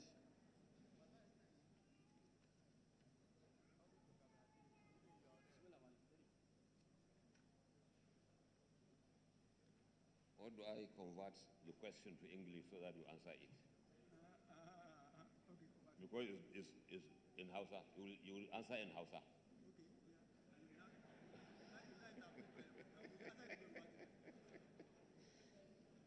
Waɗansu daga cikin wakilan musulmi a gwamnati kan ce su ba aikin musulunci suke yi ba. Tambayar ko dai musulmi na shi ne waɗansu daga cikin wakilai musulmi, ba wakilan musulmi ba. To, ko ta maraya dai ake nufi? Malamai dai kamar yadda suke karantar da mu duk inda ka shiga. Barko kai sani kai wakilin Allah ne tukuna. Kuma wannan ina kamar tambayar tana da kunshe da al'amuran siyasa ƙwarai da gaske. ɓangaren mai kyau. Ila ana kaɗa ma shi wakilin ne cewa za fa ka dawo ka nemi goyon bayanmu. To ba laifi ba ne idan masu zaɓe sun yi amfani da ƙarfin da Allah ya ba su na zaɓe, amma mutum ya sani in haɗin wakilan sun faɗa, to a tuna musu cewa ba lalai a gwamnati ba, ko a ina kake kai wakilin Allah ne, kuma wakilin musulunci ne. Kowane irin aiki kake yi, ma'ana za ka yi abin da yake zai jawo maka yardan Allah da kuma son shi. Sannan babu wani abu naka da yake naka, kamar yadda malamai suke karanta mana dai, duk da mutum da aljan dalilin halittar su yin sauta wa Allah. Saboda haka ba sai an yi ana tada jijiyar wuya a daki tebur, a za ka yi musulunci aiki, ko wakili kake ko ba wakili kake ba. Su kuma wakilan sani akwai ranar dawowa in har sun faɗa. Kada kuma a nan zan ɗan su masu wakilan irin wannan su sani cewa wakili fa sunan shi wakili. Wakilcin ba kawo constituency money ba ne a kashe. Ya kamata kamar yadda malam ya ce a gyara mutane fahimtar siyasa. Shi wakili ba aikin shi ya kama kuɗi ya kama ka wasu abubuwa ba. Asalin aikin wakili ya je ya gabatar da damuwarka, ya haƙiƙi ce cewa in doka ce an yi, in kaso ne an kasa, wakilci yake. To wannan ni a dunkule, kuma mutum in ya faɗa ka ya sani akwai mummunan hatsari, domin kamar yadda malam ya karantar da mu yanzu, da addini da siyasa ɗan juma ya ɗan juma ba su rabuwa, saboda kar a raba. Wannan fahimta take na wallahu alam.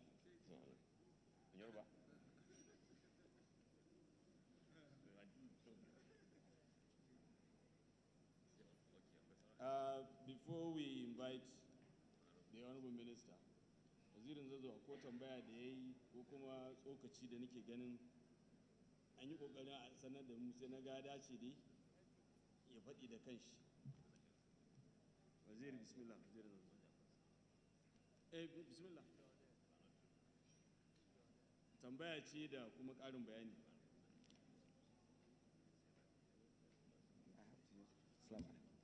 أعوذ بالله السميع العليم من الشيطان الرجيم بسم الله الرحمن الرحيم. I would like to request that all protocols be observed so I'll be allowed to go straight to what I would like to say. I recall when we were younger, much younger, the struggle then was that in order to have some kind of influence on the kind of politics that go on in this country, we should go to a party en masse, Muslim brothers and sisters, but that did not work out well as we wanted.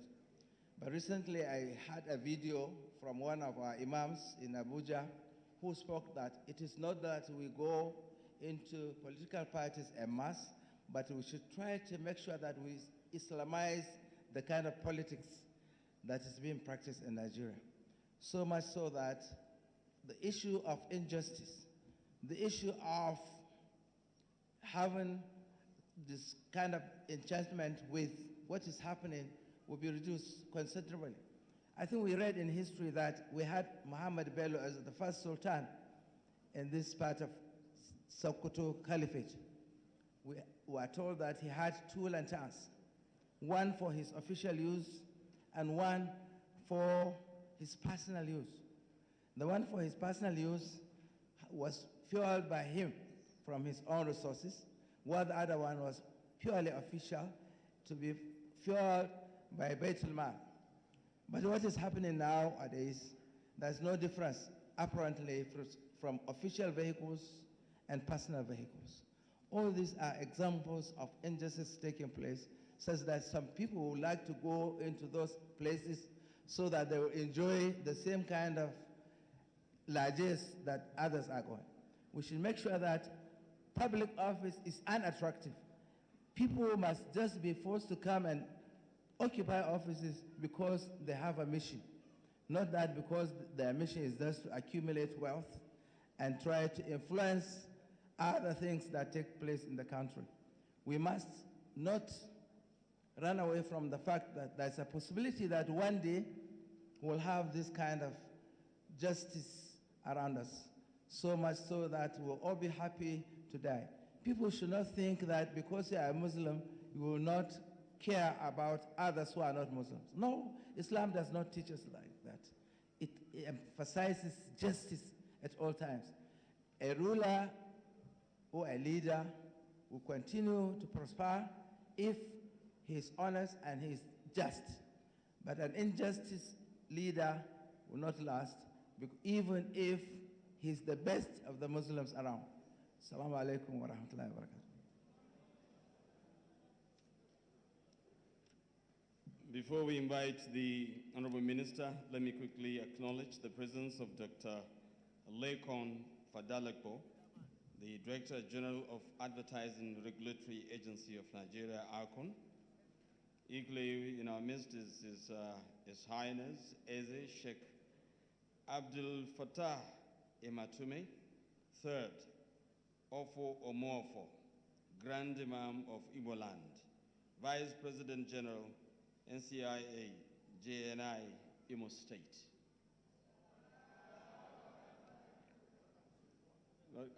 Kai za mu sai barka da zuwa.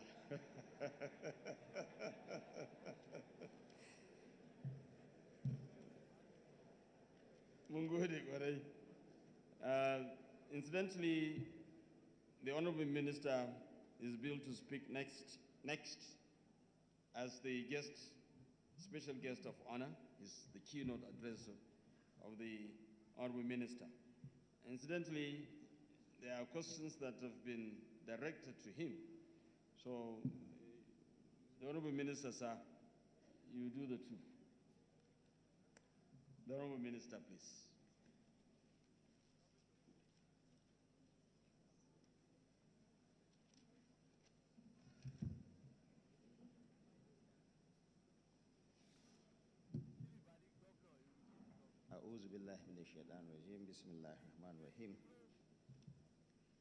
The Executive Governor of Kaduna State, my brother, distinguished Senator Obasani, ably represented by my friend and brother, Tahir, the Director General of Interfaith, Kaduna State. Chairman of the occasion, he addressed me as his senior colleague. I don't know where he got that definition from. What I know is that he is my very able colleague, one of the best examples of putting a round peg in a round hole. He is not just a livestock developer by birth, he is also one by practice.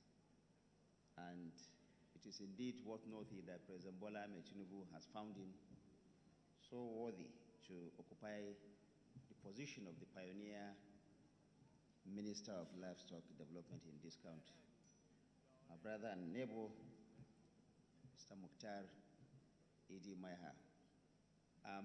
He lives about 3 houses away from my house here in Kaduna, and so we have this privilege in our street to have 2 ministers in the cabinet of President Bola Ahmed Tinubu, at least in Kaduna here. His Royal Highness, the Emir of Zozo, Ranke Dedi.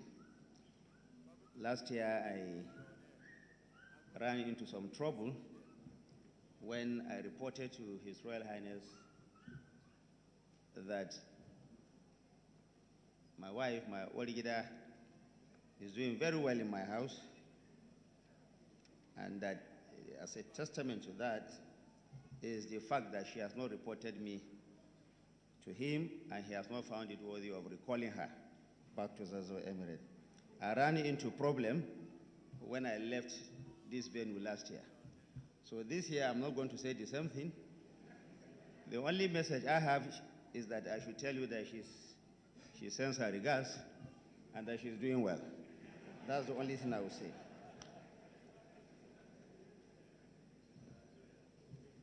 The Emir of Hadejia, His Royal Highness Alhaji Adamu Abakar Maji, CON, who is represented by Dam Masanin Hadejia, Alay Tijani Musa, and Wakili Hadejia, Alhaji Abubakar Hassan. The guest speaker, Sheikh Maruf Onike Abdulaziz, the Chief Missioner of NASFAT. I think what you did here is not just to speak, you actually indeed delivered a lecture. If not for time constraint, we are not tired of listening to you. We hope that we will continue to do this in the interest of our country and of our unity. The translator, Professor Ismail Shehu, I was wondering how you are able to not just capture what was in the lecture itself, but what he was able to say. I think that we've had a very worthy, compressed translation, not analysis, translation of what the guest speaker has said. Thank you for the work you have done. The conveners of this event, the Director General of the Nigerian Television Authority, Africa's largest television network. And I must hasten to add that it's not just Africa's largest television network. We are also working to ensure that it becomes Africa's most efficient television station. Comrade Abdullahi Dembos, thank you for the work you do. The Director General FRCN, Dr. Muhammad Bulama, Director General of Voice of Nigeria, Mr. Jibrin Babandachi, and the Director General of ARCON, Advertising Registration Council of Nigeria, Dr. Fodapo, who has just been introduced. It is actually a very tricky one. When the chairman of the occasion, the Honorable Minister of Livestock Development, was setting the tone for the lecture, the thought in my mind was that by the time he finished, the lecture was as well being delivered and we just go home. But when the guest speaker came and also acknowledged that, he, of course, again dug deeper to the extent that we felt if we had left, we would have missed so much. So thank you, all of you on the high table, and the representative here, I can't remember the name exactly, from Imo State, the Chief Imam from that side. Thank you for coming. You were also here last year. Thank you, all of you. It's difficult to go through all the area of very important dignitaries here, but let me hasten to acknowledge the presence of the former governor of Kaduna State, Alhaji Ramadan Yaro, who is here with us, Your Excellency. Thank you for coming, and thank you for being a part of us now. I'm sure he understands what I mean. And thank you for also showing what leadership is all about. It is not only when you are in office that you get invited and you attend. And he's humbly sitting on the other side of the table. Thank you for your presence here. Hajia Jumai Biwal, for instituting this 19 years ago. Hajia Mariam Biwal, rather, for instituting this 19 years ago. Thank you for bringing this to bear. And I do hope the management of the NTA and the other sister stations will continue to uphold this very important lecture every year. Now, my lecture, my brief keynote address. I am highly honored and delighted to join the congregation today for this auspicious occasion of the annual Ramadan lecture with a topic of such an immense importance: faith, politics, and power, the involvement of ulamas in politics and its implications for our country. I want to commend the Nigerian Television Authority, the Federal Radio Corporation of Nigeria, the Voice of Nigeria, for the dedication and sustenance of this annual Ramadan lecture. This, of course, is consistent with your mandate in providing vital platform for national discourse, and I have no doubt that this lecture series will continue to catalyze positive change in our country. It is my sincere honor, therefore, to recognize the esteemed presence of His Excellency Malam Uba Sani for the great work he's doing in Kaduna State in uniting especially the people of this state. Let me also salute the chairman of the occasion, Malam Idi Mukhtar Meha, Minister of Livestock Development, and also our royal father, Emir of Zazzau, Malam Ahmed Nuhu Bamali. Most importantly, I am excited that two renowned scholars, Sheikh Maruf Onike Abdulaziz, the Chief Missioner of NASFAT, and Professor Ismail Shehu of the Ahmadu Bello University Zaria, are here for us to benefit from their fountain of knowledge. No doubt what we have heard from the Chief Missioner and the Hausa translation we got from the professor has left us better educated today. Nevertheless, during this holy month of Ramadan, where families come together in supplication, reflection, solidarity, and compassion for one another, the triple effect of today's theme, viz. Faith, politics, and power, are intertwined with our yesterday, with our today, and God willing, our tomorrow. Undoubtedly, it is a phenomenon that we must all continue to navigate. However, as we meander through the dynamics of faith, politics, and power, we are also confronted with internal and external political dynamics that, of course, shape our future. The present Tinubu administration, only about a week ago, presented and signed the 2025 annual budget. Of course, it is an ambitious one of about 54 trillion naira, but which puts so much emphasis on national security, education, infrastructure, health, and agriculture. In addition, one of the most outstanding outcomes of the policies of President Bola Ahmed Tinubu is the creation of the Federal Ministry of Livestock Development. In this regard, we must indeed show our appreciation to the President for his vision of ensuring the creation of that ministry. And I'm happy that the Honorable Minister of Livestock Development is here in person. For those who may not know, the Ministry of Livestock Development is not just for cattle rearers, and is not only established for those who have the business of rearing cattle. It is a very important add-on, economic add-on, to ensure the prosperity, the economic prosperity that President Bola Ahmed Tinubu has promised for our country. Finally, as we navigate politics and power and its effects on political discussions, we must uphold the rights to fulfill our obligations that all bind us together by promoting harmony, resilience, and also encouraging unity amongst our people. It is our hope that the annual Ramadan lecture is not just a lecture in religion for all of us. It is also a wake-up call for all of us to come together as Nigerians to forge a common unity for the progress of our country.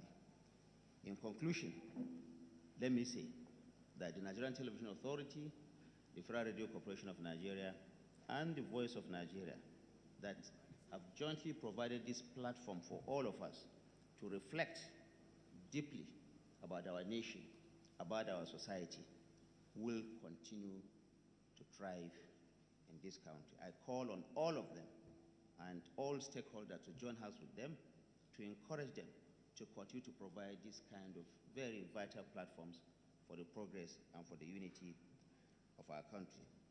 May Allah bless our families, guide our steps, and grant us the wisdom in all our endeavors. And to all of us, and on behalf of President Bola Ahmed Tinubu, I say Ramadan Kareem to all of you. Thank you very much.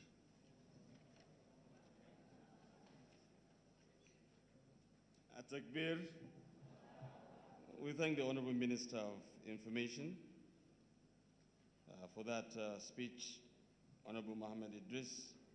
And now it's time to invite the Executive Governor of Kaduna State, Senator Obasani, ably represented by Barrister Tahir Umar Tahir, the DG Interfaith Kaduna State.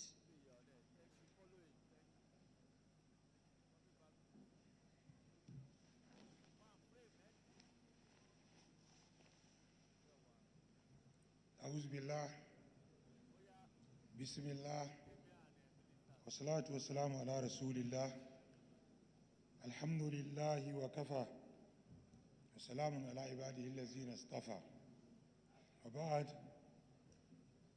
The chairman of this very important occasion, the Honorable Minister of Livestock, Federal Republic of Nigeria, the special guest of honor, Honorable Minister of Information, our father, the Chairman, Kaduna State Council of Chiefs, and Emir of Zazzau, Ambassador Ahmed Nuhu Bamadli, the conveners of this very important occasion, the DGs, the representative of the emirs that are here present, my leader, the former governor of Kaduna State, Alhaji Mukhtar Ramalan Yaro, brothers and sisters, Assalamu alaikum. His Excellency, the Executive Governor of Kaduna State, Senator Malam Obasani, have wanted to be here to attend this very important occasion. But because of the exigencies of office, he is currently in Abuja attending to some other state issues. He has directed me to represent him here and to first of all appreciate the organizers of this program for sustaining this term for close to 2 decades.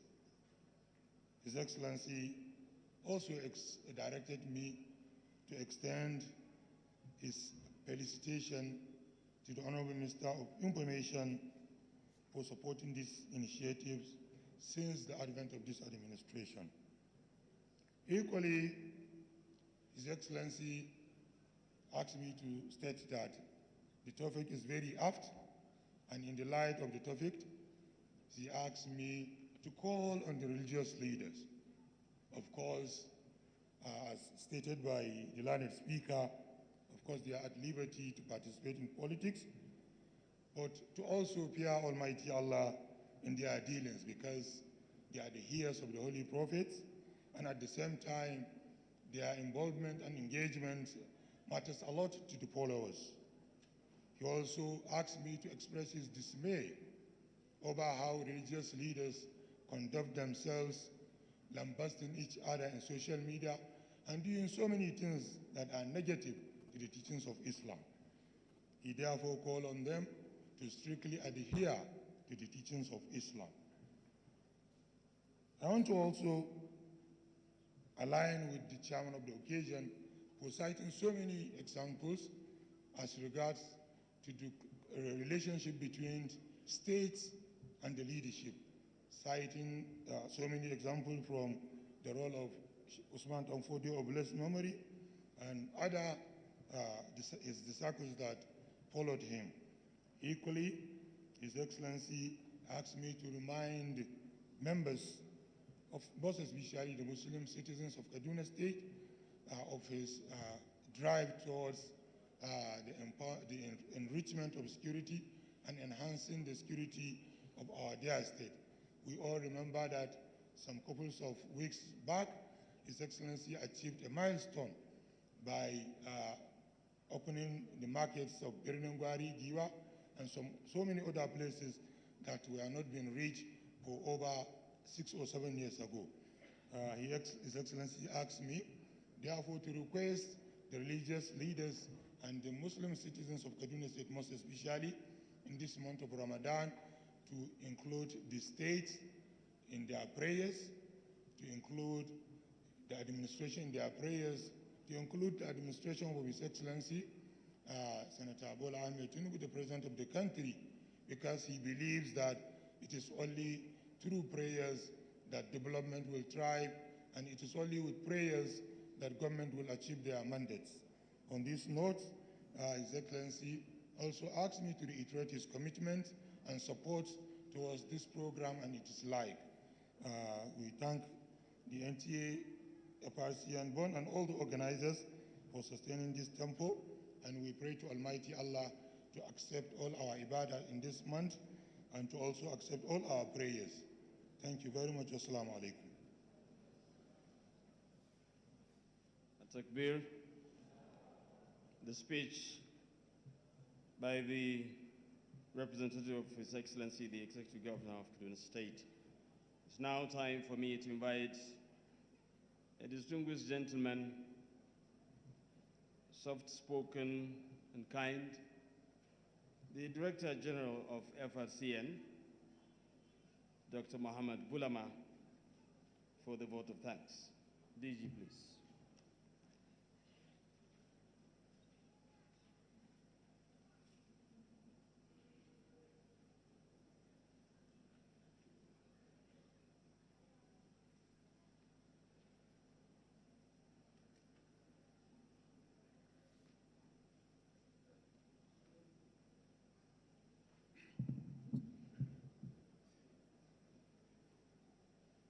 أعوذ بالله السميع العليم من الشيطان الرجيم. The chairman of this auspicious occasion, Minister of Livestock Development, Alhaji Idi Mukhtar. At the beginning of this program, I had trained my mind to expect the Honorable Minister, because of the passion, in fact, near obsession he has for cows, goats, sheep, and so on, to definitely say something about them in his opening speech. He disappointed me, and because of that, and as my servant, I'm going to find him 10 heads of cattle.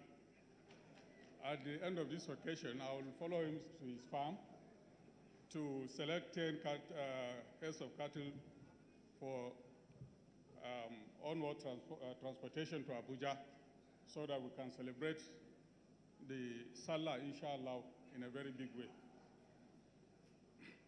The Honorable Minister of Information and National Orientation,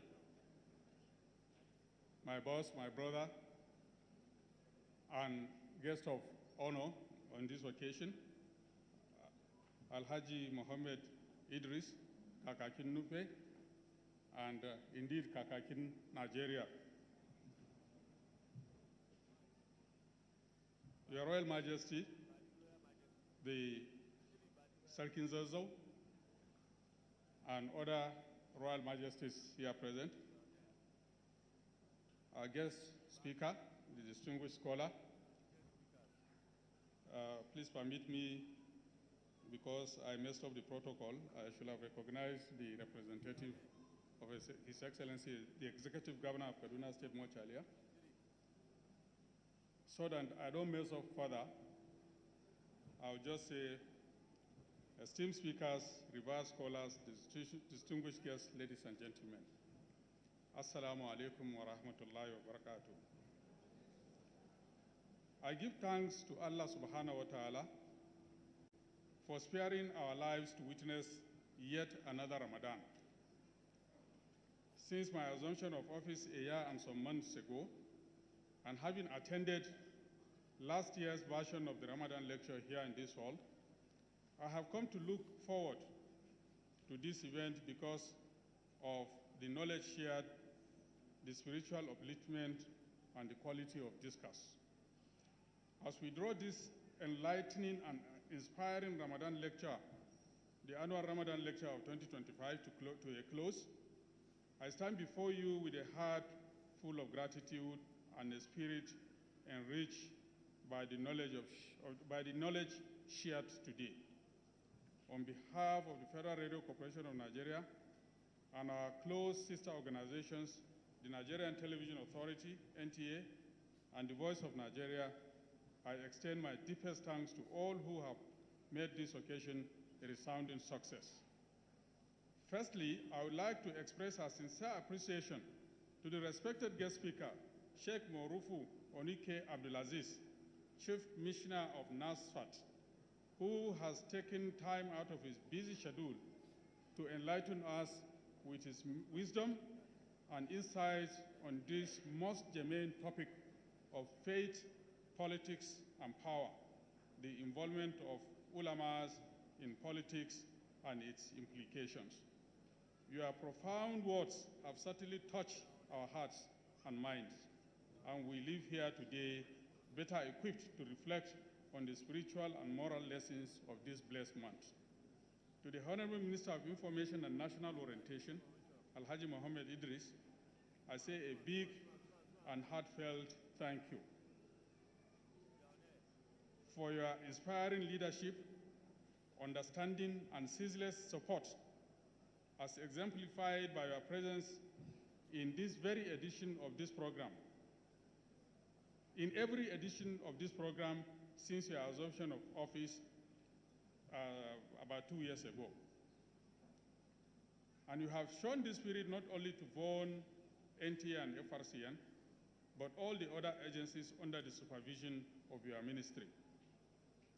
To our distinguished guests, including our religious leaders, scholars, and esteemed participants, millions of audiences who listen to and watch the live broadcast of the 2025 Ramadan lecture, your presence here today speaks volumes about the unity, devotion, and commitment we share during this sacred time of Ramadan. Your support and participation have helped make this lecture a meaningful and memorable event. We also owe a debt of gratitude to the dedicated team of the organizing committee. Your patience and perseverance, as well as tireless and painstaking efforts behind the scenes, have ensured that everything ran smoothly, from the organization of this lecture to the seamless broadcast of the event.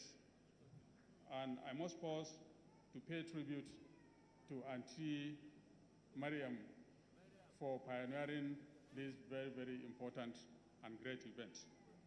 Finally, to our dear audience, thank you for joining us, for your attention, and for your commitment to the pursuit of knowledge. It is your committed engagement that fuels the desire of the FRCN, NTA, and the Voice of Nigeria to continue offering these platforms for intellectual and spiritual growth. As we live today, let us remember the true spirit of Ramadan, a time for reflection, compassion, and community. May the lessons we have learned here today continue to guide us in our daily lives, and may the blessings of this holy month fill our hearts with peace, love, and unity. Once again, thank you all for being part of this remarkable occasion. May Allah continue to bless us all, accept our efforts as ibadat, forgive our shortcomings, return all of us back to our respective destinations safely, and grant us all long life to witness many more Ramadans, peace and success in this world and in the hereafter. Amin. Ramadan Kareem to all of us. Allahumma baligna Laylatul Qadr, and wassalamu alaikum wa rahmatullahi wa barakatuh.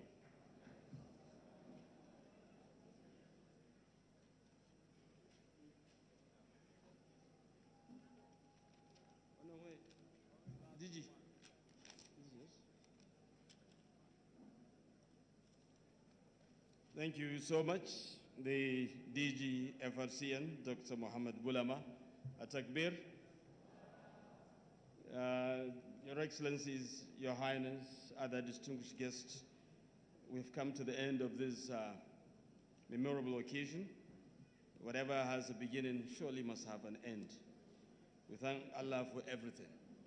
Before I wrap up with the closing prayer, may I once again acknowledge and appreciate the government of Kaduna State for their contributions. Distinguished Senator Ahmed Mohamed Makarfi, NTA, FRCN, Voice of Nigeria, Honorable Abdullahi Bayero, and Hajia Zainab Tankukuta. These are the contributions received from the individuals and organizations. We thank you, and may Allah bless us all. I now invite Imam Abdullahi Ladan to give us the closing prayer. But before then, after then, the national anthem.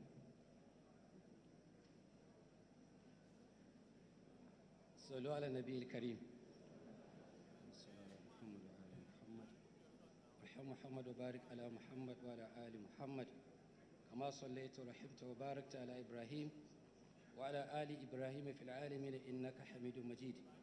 اللهم إنا نسألك الهدى والتقى والعفاف والغنى. اللهم إنا نسألك خير المسألة وخير الدعاء وخير النجاح وخير العلم وخير العمل وخير الثواب وخير الحياة وخير الممات. وثبتنا وثقل موازيننا وحقق إيماننا ورفع درجاتنا وتقبل صلاتنا واغفر هديئتنا وأسألك الأولى من الجنة. اللهم إنا نسألك موجبات رحمتك وعزائم مغفرتك وسلامة من كل إثم والغنيمة من كل بر والفوز بالجنة والنجاة من النار. اللهم إنك عفو تحب العفو فاعف عنا. اللهم إنك عفو تحب العفو فاعف عنا. اللهم إنك عفو تحب العفو فاعف عنا. ربنا آتنا في الدنيا حسنة وفي الآخرة حسنة وقنا عذاب النار. وصلى اللهم وبارك وأكرم على عبدك رسولك محمد وعلى آله وأصحابه وسلم تسليما كثيرا. سبحانك اللهم بحمدك نشهد أن لا إله إلا أنت نستغفرك ونتوب إليك وآخر دعوانا أن الحمد لله رب العالمين. There will be group photograph by the at the head. Yes. National anthem, please.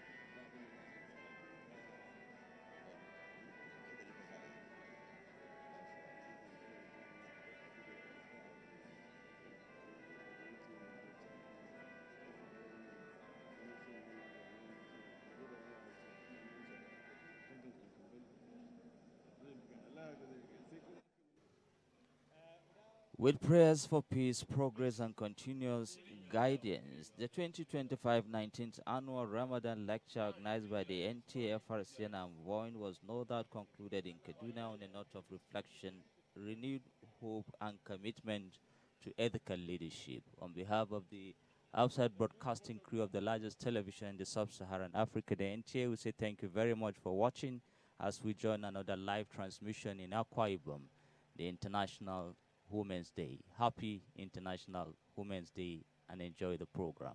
Thank you. Thank you. Hand over. Very well, very well. Very good, very well. Thank you.